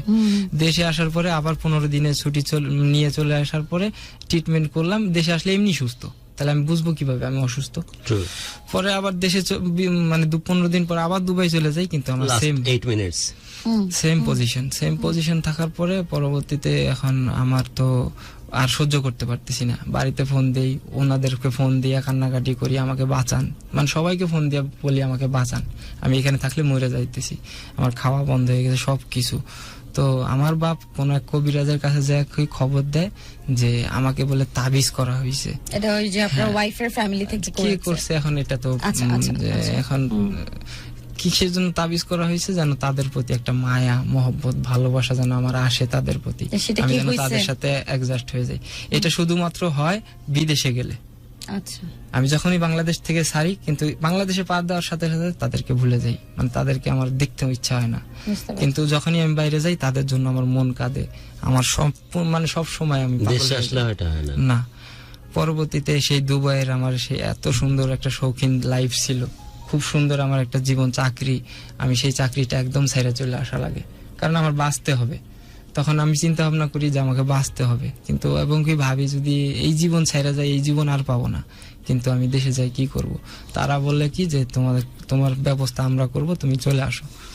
এখন আসার পরে তো আমি এখন পুরাই মানে 3 লাখ টাকা ঋণ, এখন আমার জীবন আমি কিভাবে চালাবো, এখন আমি তো লাইফে মানে সেটেল হইতে পারতেছি না, এদিকে বউ ছাড়বো কিভাবে, এইভাবে জীবন চলতেছে। আমার বাপ তখন কি করলো, আমাকে 2 মাস পরে আমাকে দিল আলাদা করে, যে তুমি এখন বিয়ে শাদী করছো, তুমি তোমার মতো চলো। আচ্ছা, আমার এখন ছেলে আমাকে এই পয়েন্ট অফ এই জায়গাটাতে আমাকে এটা বলেন যে তখন কি ওই যে মুহূর্তে আপনাকে আলাদা করে নেওয়ার ডিসিশনটা নিয়েছে আপনার বাবা, সেই মুহূর্তে কি আপনার সাথে আপনার ওয়াইফের কিছুটা অন্তরঙ্গতা বেড়েছে কিনা, নাকি একদম শুরুতে যেরকম ছিল সেরকমই আছে? সেরকমই আছে, আমার ভিতরটা সেরকমই আছে, কিন্তু এদিকে আরেকটা কাজ হয়েছে কি, আমার বউ আমাকে অতিরিক্ত ভালোবাসা শুরু করছে। আবার একদিন পাগলের ওরকম মতো। একসাথে ছিলি? একদিন না, মানে ওই 10 তখন দিন। বিদেশ থেকে আসার পরে তখন তো সঙ্গেই ওরখানেই ছিলাম। থাকতেছি, হ্যাঁ, হ্যাঁ। ওইভাবেই ওই যে সেটা সেবন করতেছি, ওর সাথেই সঙ্গ দিচ্ছি। কি সেবন? ওইটা হ্যাঁ। সিগারেটের মধ্যে দেখতে। হ্যাঁ, তো সঙ্গ দিচ্ছি। ওটার এভাবে কারণে না বেটা, দেশে তোর যাওয়ার পরে আগ্রহ ওইভাবে লাগতেছিল না, হ্যাঁ। সঙ্গ দিছি, মিথ্যা বলবো না। কিসের জন্য? আমার এখন লাইফে তো একে ছাড়ার কোনো প্রশ্নই ওঠে না। একে দুবাই ছাড়বো তো কিভাবে? শেষ, বাপ ঠেলে দিয়েছে। হ্যাঁ, এখন তো আর আমি কিছু শেষ। নাই, তখন তো তুই আশ্রয় দিচ্ছিস গাঞ্জার। গাঞ্জা কাউকে আশ্রয় দেয় না বেটা, ওটা একটু সহায়ক ভূমিকা। বাট তুই চাচ্ছিস যেখানে কোন রকম শেল্টার নেই, রাইট? ভালো লাগে না লাগে, ওর সাথে মজা করছিস। এবং তারপর তার পাশাপাশি হচ্ছে যে যেহেতু আপনার ওয়াইফও আপনাকে অসম্ভব ভালোবাসে, আপনি ডিনাই করতে পারছিলেন না তার অ্যাপ্রোচ, তাই না? ওকে, তারপর তারপর এভাবে জীবন যাপন করতে থাকি, যে পরবর্তীতে আবার আমার সুযোগ আসে, আমি আবার বিদেশে যাই। বিদেশে যাওয়ার পরে এখন এই যে ফ্যামিলি ছিল, তো আমার পরিবার, তো তারপরে এখন এমন পর্যায়ে চলে গেছি যেহেতু সময় নাই স্যার। তো আমার যেটা মেন কে স্যার? পয়েন্ট ছিল, গুরু, যে ভুল হয়ে কে গেছে গুরু? ক্ষমা করবেন। এতেশাম, বল, আমি ভাই। আপনার কাছ ভাই থেকে বল। একটু গাইডলাইন নিতে ভাই আসছি, বল, তারপরেও আমার কিছু মানে অডিয়েন্সদের কাছে কিছু জানা আছে, আমার বল। আপনজন, কারণ এখানে অ্যাক্টিভ সব মানে সবাই শুনতেছে। পৃথিবীর সবাই আর অ্যাক্টিভ। তোর পরিচিত লোকজন কিন্তু সবাই আমার- টেক্সট করতেছে, আমি দেখছি। আমার পরিচিত একজনও নাই, কিন্তু আমার খুব ইচ্ছা ছিল যে আমার কথাগুলো যেন তারা শোনে। সবাই শুনবে, জেনে রাখ, কিন্তু সবার কাছে হ্যাঁ, পৌঁছাবো। তো বাকিটা বল, বলতে থাক। বাকিটা হচ্ছে কি, যে আমি তারপরে আবার মালদ্বীপ যাই। ব্যাকগ্রাউন্ড সাউন্ড বন্ধ করতো। হ্যাঁ, মালদ্বীপ যাওয়ার পরে আমার সাথে আবার আরেকটা ঘটনা ঘটে। ঘটনা কোনটা? এখন এইভাবে চলতেছি জীবন নিয়ে, ঘটনা ঘটে এই যে এক ছিল আখি, দ্বিতীয়ত আমার এই মামার সম্পর্কে একটা মানে আরেকজনের সাথে পরিচিত হই, তো এর নামও আখি। পরিচিত হই, তা তখন লট অফ আখিজ। পরিচিত মানে বলতে কি, যে আমি তখন ওর সাথে মানে শুধু টাইম পাস করার চিন্তা ভাবনা আমার ওর সাথে লাভ কারণ করার। হচ্ছে আপনি তো বিদেশে গিয়েছেন, আপনার ওয়াইফের থেকে আপনি Wife শান্তি আছে। পাচ্ছেন না, ওই হ্যাঁ, জায়গাটাতে ওই হ্যাঁ, সম্পর্কটাতে আপনি শান্তি পাচ্ছেন না। তার পাশাপাশি হচ্ছে আপনি যেহেতু এখন মালদ্বীপ আপনার পরিবার আপনাকে পাঠাই দিছে, আপনি চাচ্ছেন যে বউ যেমন আছে থাকুক, যেহেতু ছাড়তে পারতেছি না, পাশাপাশি আবার আরেকজনের সাথে কথা মানে- বলতেছি, just for satisfaction, mental satisfaction. এটা জি, যে জি, ভালো জি। অর্থে আর মন্দ অর্থে, যে আমি হচ্ছে মানে মাস্তিখোর টাইপের মানুষ, মানে কোনো না কোনো ভাবে কোনো একটা মেয়ের আদলে কিভাবে সময় পার করা যায়, দুটোই আছে আর কি। আমরা আচ্ছা, বুঝবো যে হ্যাঁ। লাস্টে কোথায় গিয়ে দাঁড়ায়। জি, তারপর? তো মানে এ আবার কিভাবে যাই হোক ফেসবুকে জড়ায়, আমার সাথে কথাবার্তা বলে, আমার এই সব কথা ঘটনাগুলো শোনার পরে এই আমার প্রতি মানে পাগল হয়ে যায়, দুর্বল হয়ে যায়। সে আমাকে অনেক ভালোবাসতে শুরু করে, যে এত ভালোবাসা মানে ওই মালদ্বীপ? হ্যাঁ, আমি মালদ্বীপ, ওই মেয়ে বিদেশে, ফেসবুকে পরিচয় হয়। True. তো ওই মেয়ের বাড়িও রাজশাহী। তো অনেক কিছু মানে তার সাথে শেয়ার করি, এবং কি সেও আমার সাথে শেয়ার করে, এবং কি সে আমাকে আশ্বাস দেয় যে জীবনে আমিও ভুল করছি, তুমিও একটা ভুল করছো, তো এখন আমরা আমরা নতুন শুধরাই নিয়ে ভাবে একসাথে চলি। জীবন সেটেল করব, জীবন চালাবো। True. তো আমি তখনও কমেডির মধ্যে নেই, যে এটা শুধু টাইম পাস, কারণ এটা সম্ভব না, সমাজ মেনে নিবে না, কেউ এটা মেনে নিবে না। ওরও একটা মানে সংসার আছে, আমারও সংসার আছে। True. তো আমি সবসময় ওকে বলি এটা সম্ভব না, এটা সম্ভব না, এটা সম্ভব না, কিন্তু ও আমাকে সব সময় মানে আশ্বাস দিত যে তুমি শুধু নেগেটিভ ভাবো কেন, পজিটিভ ভাবো। চলো। তো সবকিছুই সম্ভব, যদি তুমি আমি ঠিক থাকি সবকিছু সম্ভব। তো এইভাবে আমাদের সম্পর্কটা প্রায় 4 বছর খুব ঘনিষ্ঠ। ওই আমরা মেয়ে তো অন্য এলাকার রাজশাহীতে থাকতো তখন, মেয়ের বাড়ি নাটোর, রাজশাহীতে যাই হোক, তার- দূরে কোথাও হ্যাঁ। রাজশাহীতে থাকতো। হ্যাঁ, বল। তো আমাকে মানে সে মানে বোঝাইলো যে আসলে ভালোবাসা কাকে বলে। তো আমিও তার কাছ থেকে অনুভব করতে পারলাম যে এই প্রথম ভালোবাসা, ভালোবাসা পাত পড়লো হ্যাঁ, তুই। কিন্তু এতদিন আমি ছিলাম মানে ভালো লাগার মধ্যে। হ্যাঁ, দেখ, তুই কিন্তু খুবই সহজ সরল এবং বোকানাঙ্গা মানে, মেয়ে। হ্যাঁ, আমি যেমন একদম- একটা বন্ধু তোকে প্রথম মাল খাওয়া শিখাইলো, ওই যে মদ। আজকেও দিয়ে তুই একটা বাটপারির হাত থেকে আজকে আমি বাবা খেয়ে আসছি। ফেলেছিস? না না, বাটপারি মানে আমার ফোন নাই, আমি এই যে আচ্ছা, আপনাদের আমি বলছি সাথেও- যে তোর লাইফে আমার কাছে মনে হচ্ছে যে সবাই তোকে ভোগাবাটি দিয়ে দেয়। মদ খাওয়া ধরা দিল একজন, এই কাজিন ব্রাদার সিগারেটের আদলে গাঁজা খাওয়াই দিল, ওই মেয়েটার আদলে পিছলাই গেলে তখন ওই মেয়েটা তোকে উল্টাপাল্টা বুঝ দিয়ে বললো যে যা হয়েছে হয়েছে, সামনে দিকে আগায় যায়, তাই তো? এভাবে কিন্তু ফলসে পড়তেছিস তুই। জি, কিন্তু তোর বয়স এইভাবে কত আমার বেটা এখন? এখন আমার 33। 33।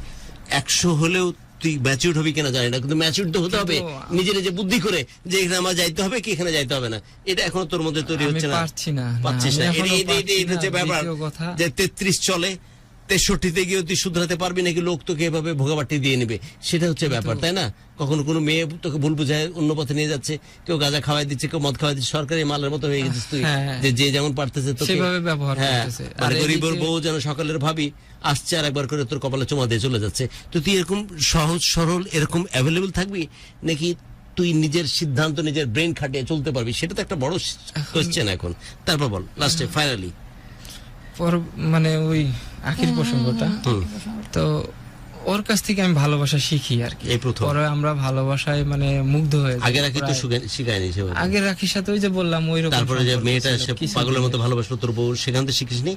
এই প্রথম তুই ভালোবাসার শিক্ষা পাচ্ছিস। মানে আমার বউর True, প্রসঙ্গ true. এখনো আসে নাই। আমার বউ কি ওই আমার বউর মতই চলে, কিন্তু- ওইভাবে তো তুই শিখতে হ্যাঁ, পারছিস, মানে এনে আসে পাচ্ছিস। হ্যাঁ, আমাকে তারপর সে তারপর ভালোবাসে, তারপর এগুলোর কোনো আমাদের অনুভূতি সময় নাই, শেষ। কিছু বল। নাই। হ্যাঁ।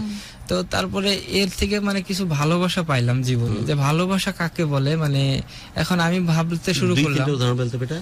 একটা হচ্ছে মালদ্বীপের এনভায়রনমেন্ট, আসলেই সুন্দর, ওখানে হাত ধরে বিচের পাশে হাঁটলি তো অন্যরকম লাগে। এরকম 2-3টা ভালোবাসার গল্প বলতো। না না গুরু, কিন্তু মেয়েটা তো ঢাকায় ছিল। মেয়েটা রাজশাহীতে, Bangla- Oh my God. Rajshahi তো লোকাল না, অন্য জায়গার মেয়ে রাজশাহী থাকে, তাই তো বললি তুই। হ্যাঁ, নাটোরে বাড়ি, ওর যাই হোক, কোনো এক রাজশাহীতে রাজশাহী না। শ্বশুর বাড়ি। তো আমি বলছিলাম যে দেখা হয়েছে কোথায়, ওর সাথে কিভাবে ভালোবাসা দেখ ওভার দ্য ফেসবুকে। ফোন, ফেসবুকে। সেটা জানি, বাট ওদের সাথে যখন ইন্টারাকশন হতো কি কারণে তোর মনে হলো যে এটাই সত্যিকারের ভালোবাসা? এরকম 2-3টা এক্সাম্পল। এক্সাম্পল যেমন আমি যখন যেটা বলতাম হুম। মেয়ে সেটাই করতো আমার জন্য। তার স্বামীর বাড়ি থেকে কয়েকবার মানে ছাইরে চলে আসছে, যে তুমি এখন বলতেছো এখনই চলে আসবো। এইটাই তো শুনতে যাচ্ছিলাম, মানে দ্বিতীয় কারেন্ট কথা- তখন তার স্বামী আছে। আছে। আচ্ছা, এই পর্যন্ত তো শুনিনি, এখন শুনলাম। তো- ওইটা ছেড়ে চলে আসছে। হ্যাঁ, এবং কি মানে সে তার স্বামীর সাথেও ভালো আন্ডারস্ট্যান্ডিং না, কারণ আমি 24 ঘন্টা কথা বলতাম একটা মেয়ের সাথে। আপনি হাজবেন্ড হয়ে কি আপনার ওয়াইফকে এই সুযোগ দিবেন? কখনোই কেউ দিবে না। আমি নিজে আমি সরকারি মালের মতো সরি আমি নিজে তো মানে মানে দিব না। তো সে তখন বুঝলাম কি যে আসলে এদের মধ্যেও হয়তো বা আমাকে তো এরকম একবারে- আন্ডারস্ট্যান্ডিং। তো তো- আবর্জনা পাঠায়। একসাথে আমি কিছুক্ষণ আগে টেক্সট লিখছে, আপনার মেয়ের সাথে প্রেম করতে। আচ্ছা, আপনার চোখ আজকে লাল কেন? অনেকে জিজ্ঞেস করতেছে, আপনি কি কান্নাকাটি করে আসছেন আজকে? না, আমাকে এই প্রশ্ন উত্তর দে। ও আমাকে উদাহরণ দেওয়ার সময় পাইলো জানো বলছে এরকম করছে, আপনার কি ভালো লাগবে? আমি আরেকটা টেক্সট পাইলাম এরকম, সে লিখছে আপনার মেয়ের সাথে প্রেম করে? গুরু তো কোনো মেয়ে নাই। I am very sorry. তো আমি আসলে কি যে মানে কথা বলতে বলতে হারায়া যাই, তখন কি বলবো। আচ্ছা, আপনারা এই আমার এই এই এই এই- এই এই যে কথাটা যে কথাটা লাস্টে আসছিল যে আরেকজনের ঘর করে, সে কথাটা তো এর আগে আসেনি। এখন শুনলাম যে পরবর্তী যে মেয়েটির সাথে পরিচয় হয়েছে সেই মেয়েটির আগের স্বামী না, ছিল। প্রকাশ করছিলাম, মানে আমি না, ঘাবড়ে তখন কথা যাইতেছি আসে না। কথাগুলো। তখন কথা আসেনি, এখন আসলো। হ্যাঁ, সেই তার- মেয়েটি তোমার জন্য চলে আসে। এখন বর্তমান অবস্থা কি? এখন বর্তমান একদম অবস্থা last। আমি হলো একদম লাস্টের পয়েন্টে আসি, যে 2 বছর হলো দেশে আসছি।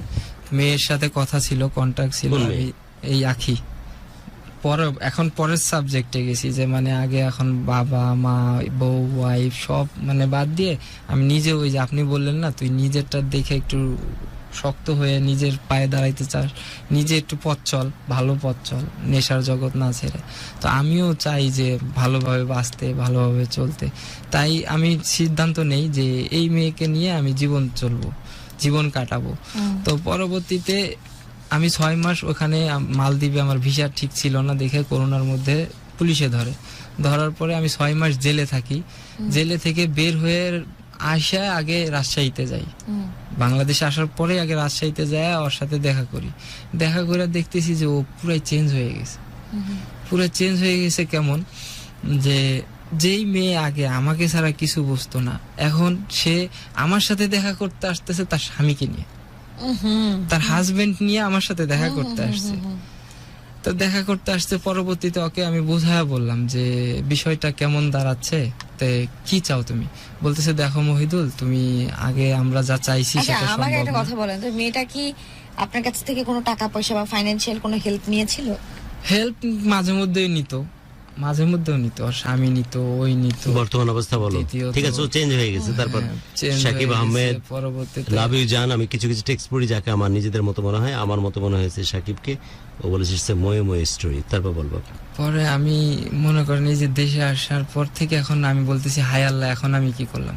মানে এখন দেখতেছি এটাও আমার সাথে মানে ওই রকম প্রতারণাই করার চিন্তা ভাবনা, এবং কি প্রতারণাই করছে আমার সাথে। এও যে আমাকে ভালোবাসার স্বপ্ন দেখায়, সবকিছু বাঁচার আশা দেখায়, আবার আমাকে কি এই দেশে আসার পরে একলা ছেড়ে দিয়ে আমি এখন পরবর্তীতে ওর এই পরিস্থিতি দেখে এখন আমি বলতেছি না, আমারও এত এগুলা করা ঠিক না, আমি আমার নিজের ফ্যামিলি নিয়ে ঠিক থাকি।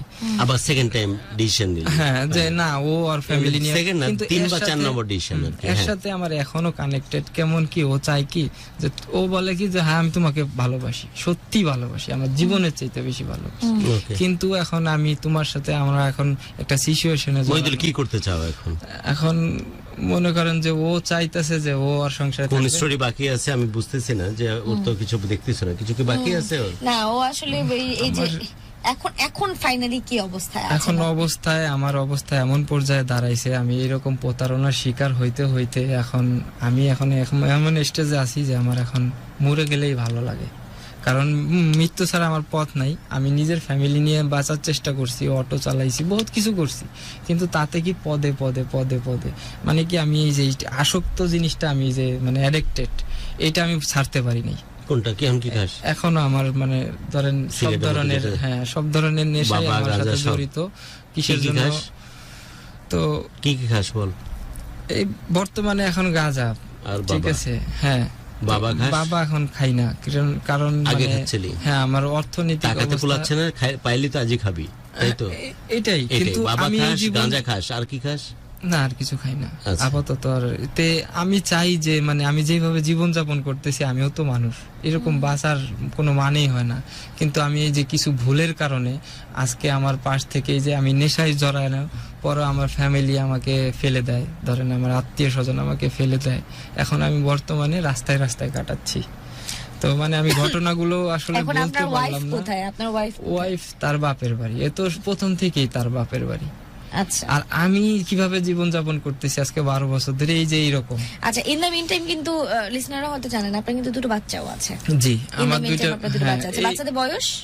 একটার হলো 1 বছর, একটার হলো 10 বছর। একটার 1 বছর, একটা 10 বছর। ওই যার সাথে টেলিফোনে বিয়ে হয়েছিল সে? হ্যাঁ হ্যাঁ, সেই। এখন আমাকে সবাই অলরেডি, আমি মানে অনেকটাই এই যে বিপদে পড়ি, যায় যেভাবে হোক, মেলা অনেক ধরনের বিপদে পড়ছি নেশা টেশা করে, যার কারণে আমি 5-6 লাখ টাকার ঋণ বর্তমানে। তো আমার ওয়াইফ একটা কিস্তিও ছিল, গাড়ি কিনে দিছিল, সেই গাড়িটাও হারাই ফেলছি। কেন হারাই ফেলছেন? কিভাবে হারাইছেন? হারাইছি এলো মাল এই খাইতে বন্ধুদের পাল্লায় মাল পড়ে, খাইতে গিয়ে। হ্যাঁ, যা এভাবে সেটা আপনাকে আপনার ওই বউ কিনে দিয়েছে? মানে সে এখন সে ওই কিস্তি কিস্তিটা, নিয়ে- হ্যাঁ যেভাবে হোক ম্যানেজ করতেছে, কিন্তু আমি এখন চাই সুন্দরভাবে বাঁচতে, সুন্দর। আমার এখন কাছে কি পরামর্শ পরি- নিতে আসছিস? আদৌ কি আসছিস নাকি গল্প না, বলতে আসছিস? আমার মেইন সমস্যা হচ্ছে কি যে আমার পরিবারের সাথে কারোর সাথে কানেক্টেড নাই। আমার কথা কেউ শুনতেও চায় না, আমার প্রবলেম এখানে গুলা আসার কেউ। কারণ কি? স্টুডিওতে আসার কারণ? স্টুডিওর কারণে যে আপনাদের এখানে শেয়ার করলে, এখন তো সোশ্যাল মিডিয়ার যুগ, এই ওরা যদি- কথাগুলো, ওরা হ্যাঁ, যদি সহজ হয় এবং হ্যাঁ, দুর্বল হয় তো হ্যাঁ, কাছে তারা একটু শুই না, আমাকে একটু আমাকে সুস্থ করার চেষ্টা করুক। কি সুস্থ? মানে আমি সুস্থ হইতে চাই, যেমন আমি এখন তোকে খুব অসুস্থ। রিহ্যাব সেন্টারে ভর্তি হও নাকি? রাইট, এইরকম কিছু। দ্বিতীয়ত মানে একটা মানুষকে পরিবর্তন করতে হলে কারো মানে একটা গাছ লাগে। তা আমি ছোটবেলা থেকে ওই যে বললাম, মা মারা যাওয়ার পর থেকে আমি উগ্রপন্থী হয়ে গেছি, রাস্তায় রাস্তায় ঘুরতে ঘুরতে এখন আমি মানে পুরাই ক্লান্ত।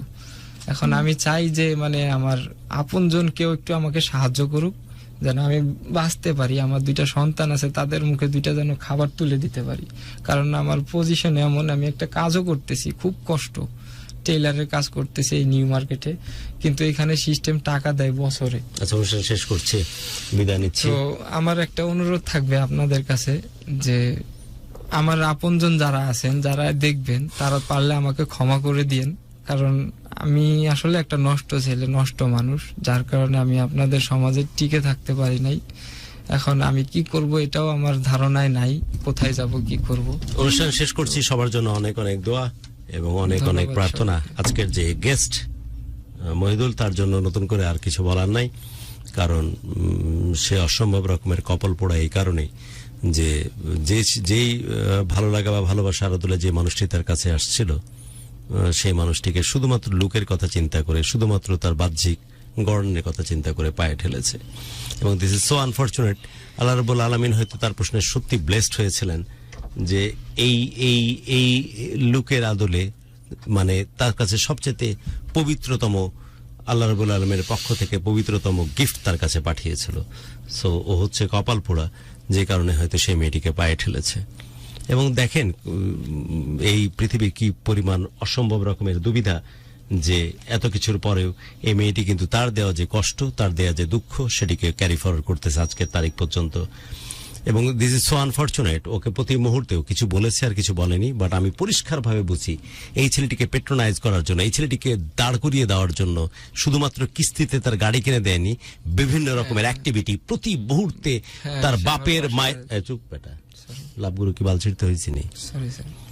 তোর তো হা করাতে দেখে আমি বুঝে গেছি যে তুই হচ্ছিস এটা বলছি না এই কারণে যে তুই তখন আবার সুইসাইড করলে আমার নামে মামলা আসবে তাই, বাট এটা বুঝে গেছি যে পরিমাণ স্যাক্রিফাইস এই মেয়েটি করেছে প্রত্যেকটা পরতে পরতে, আর তুই যে পরিমাণ নোংরামি করেছিস এই মেয়েটির সাথে।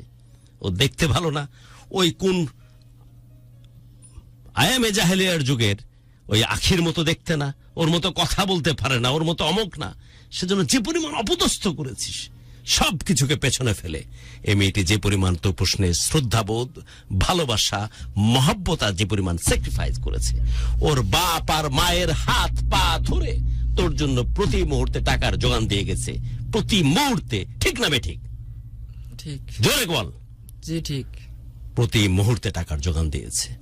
কিন্তু যেভাবে তুই নিজেকে দায়ী করছিস যে গোটা পৃথিবীর কাছে তুই ডিপ্রাইভ হয়েছিস, তোর বাপের কাছে, তোর জন্মদাতা বাপের কাছে, তোর তথ্য যদি সঠিক হয়ে থাকে, যেভাবে ডিপ্রাইভ হয়েছে তোর ফ্যামিলির কাছে, যেভাবে ডিপ্রাইভ হয়েছিস যার সাথে প্রেম করা শুরু করেছিস প্রথমবার সে আকির সাথে, আবার পরকীয় সম্পর্কে জড়াইছিস পরবর্তী আকির সাথে, কিন্তু সমস্ত সুদে আসলে মিলে যে ভালোবাসা পাওয়ার কথা, সে ভালোবাসা 10 গুণ ফিরিয়ে দিয়েছিল যে মেয়েটিকে তোর টেলিফোনে বিয়ে হয়, সে মেয়েটি শুধু দেখতে একটু ভালো না বিধায় প্রতি মুহূর্তে অপমান করেছিস, অপদস্থ করেছিস। তোর কোন আমলের কোন আখির মতো দেখতে না বা কি না, সেজন্য প্রতি মুহূর্তে চোখে আঙ্গুল দিয়ে দেখিয়ে দিয়েছিস তোর মতো মেয়ে আমার জন্য যোগ্য না, আমি গোটা দুনিয়া ঘুরে এসেছিস। ঠিক না বেঠিক? জি ঠিক। জোরে বল।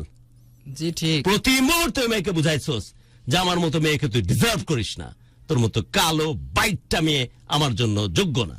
কিন্তু এই মেয়ে তোকে প্রতি মুহূর্তে সামাল দেওয়ার জন্য তার জীবন বলি করে দিয়েছে।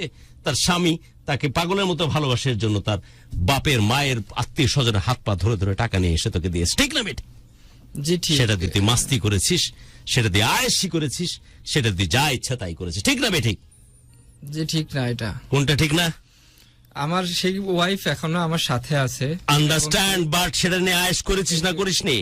সেটা দিয়ে সঠিকভাবে টাকার ব্যবহার করেছিস, টাকে মাস্তিতে খরচ করেছিস, সেটা বল। সে টাকা দিয়ে কোনোদিনও বাবা কিনিসনি, গাঁজা কিনিসনি। ঠিক না বেঠিক? ঠিক না বেঠিক? ঠিক। জি অবশ্যই ঠিক। এটা প্রোগ্রামে আসার মানে এই না যে তুই আমার গেস্ট, তার তোর পা ধরে সবকিছু আমি হ্যাঁ বলবো। না, এটা যা কখনোই সঠিক না। সেটা বলবার জন্য আমি হেতেশাম।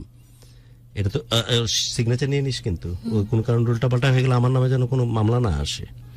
না, আপনি যে বিষয়টা মানে তুলে ধরতেছেন গুরু, এবার তোকে পা ধরে বলতেছি, বাপ আমার জি বলেন। জীবন তোর সাথে কোনো বিট্রে করেনি, বেইমানি করেনি। না, তোর কথা, বোঝার ভুল ছিল। তোর কথা যদি সঠিক হয়ে থাকে, যে তোর ব্যাপার বাবার বর্ণনা দিয়েছিস, of course it is right, it's your absolute right, তোর অধিকার আছে। আল্লাহ রাব্বুল আলামিন তিনি বর্ণনা দিচ্ছেন তোমার পার্টনারশিপের জন্য, তোমরা প্রয়োজনে তার সাথে তাকে দেখো, খুঁজো। হাদিস এরকম সেভারাল হাদিস আছে যেখানে তিনি বলে দিচ্ছেন, তুই তো মুসলিম, আমি মুসলমান, যে রেফারেন্স গুলো বলছি, ভার্স গুলো বলতে পারছি না, বলে দেওয়া হচ্ছে যে তোমরা তোমাদের যাকে তোমার পছন্দ হয়, ইভেন তারা বংশের পরিচয় নাও, তোমার দেখতে যাকে ভাল লাগে, যেভাবে হোক, তারপর তোমরা সিদ্ধান্তে যাও। তারপর আবার তার প্রেসক্রিপশন দিচ্ছেন।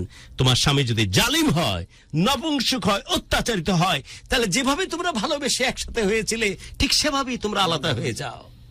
বুঝছো কত ডেমোক্রেটিক ধর্ম ইসলাম। সো তোর এখতিয়ার আছে, যাকে পছন্দ হয় তাকে আপন করে নেয়ার, রাইট? তোর বাবা এই সময় গাদ্দারি করেছে যেমনটা তুই বললি, ঠিক আছে না? কারণ তোর ধারণা অনুযায়ী তোর কথা যদি সঠিক হয়ে থাকে, আমি তোর কথার প্রেক্ষিতে বলছি, আমরা তো আর অনুসন্ধান করতে যাইনি। এই লোক যদি এরকম করে থাকে তার বাকি ছেলে মেয়েদেরকে প্যাট্রোনাইজ করার জন্য,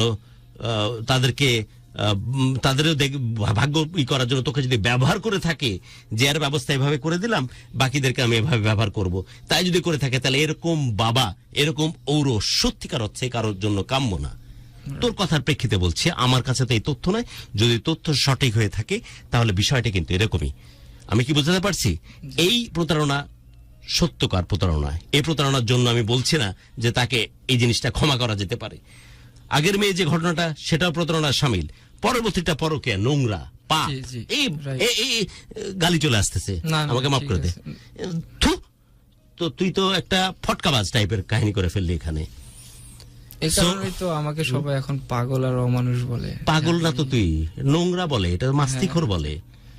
গাঁজা খাইলে ফিলিংস আছে কে শালা জানে না, মাল খাইলে মজা পাই কে জানে না, পরকীয়া করলে ফিলিংস আছে কে জানে না। কন্ট্রোল করাটাই তো বাঘের মতো কাজ, তুই করিসনি, এটা তো নোংরামি বলে।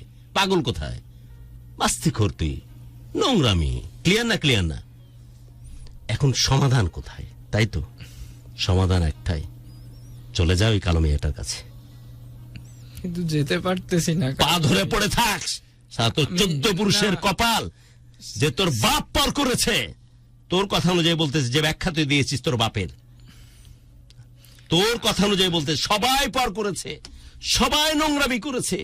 তোর গল্প অনুযায়ী একটা মানুষ তোকে পাগলের মতো ভালোবেসেছে আর বুক দিয়ে আগলে রেখেছে, সেটা হচ্ছে তোর এই কালো বাইটা মেয়েটা।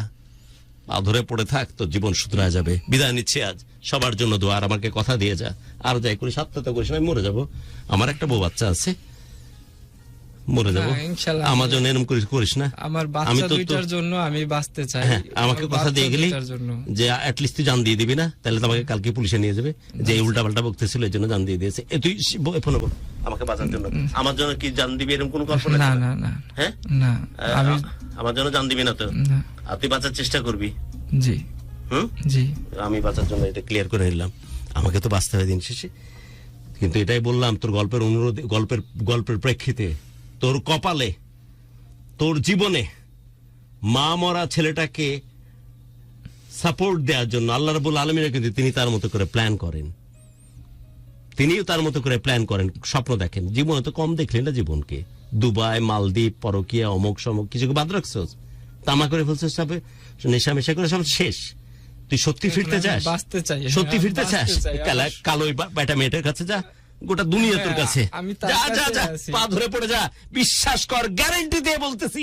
এখানে যে ছেলেটা ঘুরে গেল কিছুক্ষণ আগে, দেখলে ল্যাংড়াতে তোর মায়ের সাথে কথা বলাচ্ছে, এই ছেলেটা অসহায় আসছিল, ছেলেটা জীবন ঘুরে গেছে। তোকে আমি এতে কথা দিয়ে রাখবি, শিল মেরে দিলাম।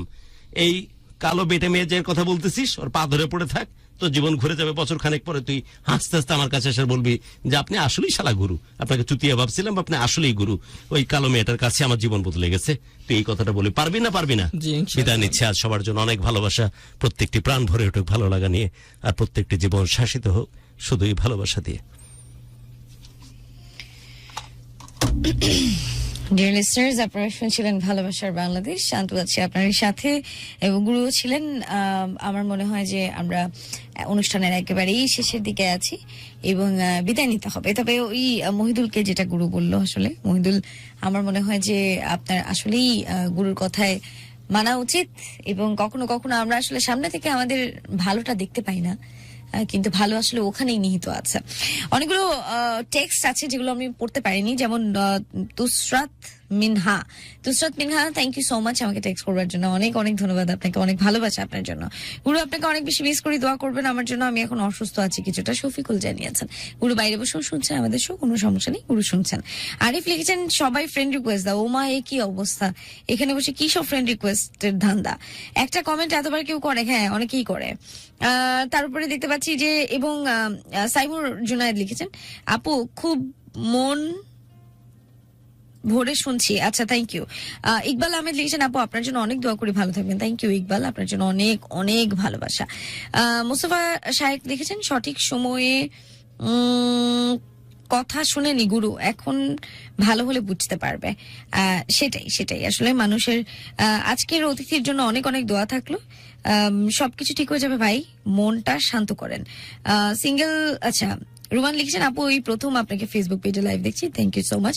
আজকের গুরুর জন্য অনেক দোয়া থাকলো ভাই, মন খারাপ করবেন না, নিশ্চয়ই উপরওয়ালা আপনার জন্য ভালো কিছু রেখেছে। একদমই তাই। মহিদুলকে ওইটাই আসলে বলতে চাই, আমিও এক কথাই বলবো, গুরুর সাথেই আসলে তাল মিলিয়ে, যে গুরু মাঝে মাঝে মানে মহিদুল মাঝে মাঝে আসলে আমরা বুঝি না যে আমাদের ভালোটা আসলে কোথায়, এটা উপরওয়ালা ভালো জানে।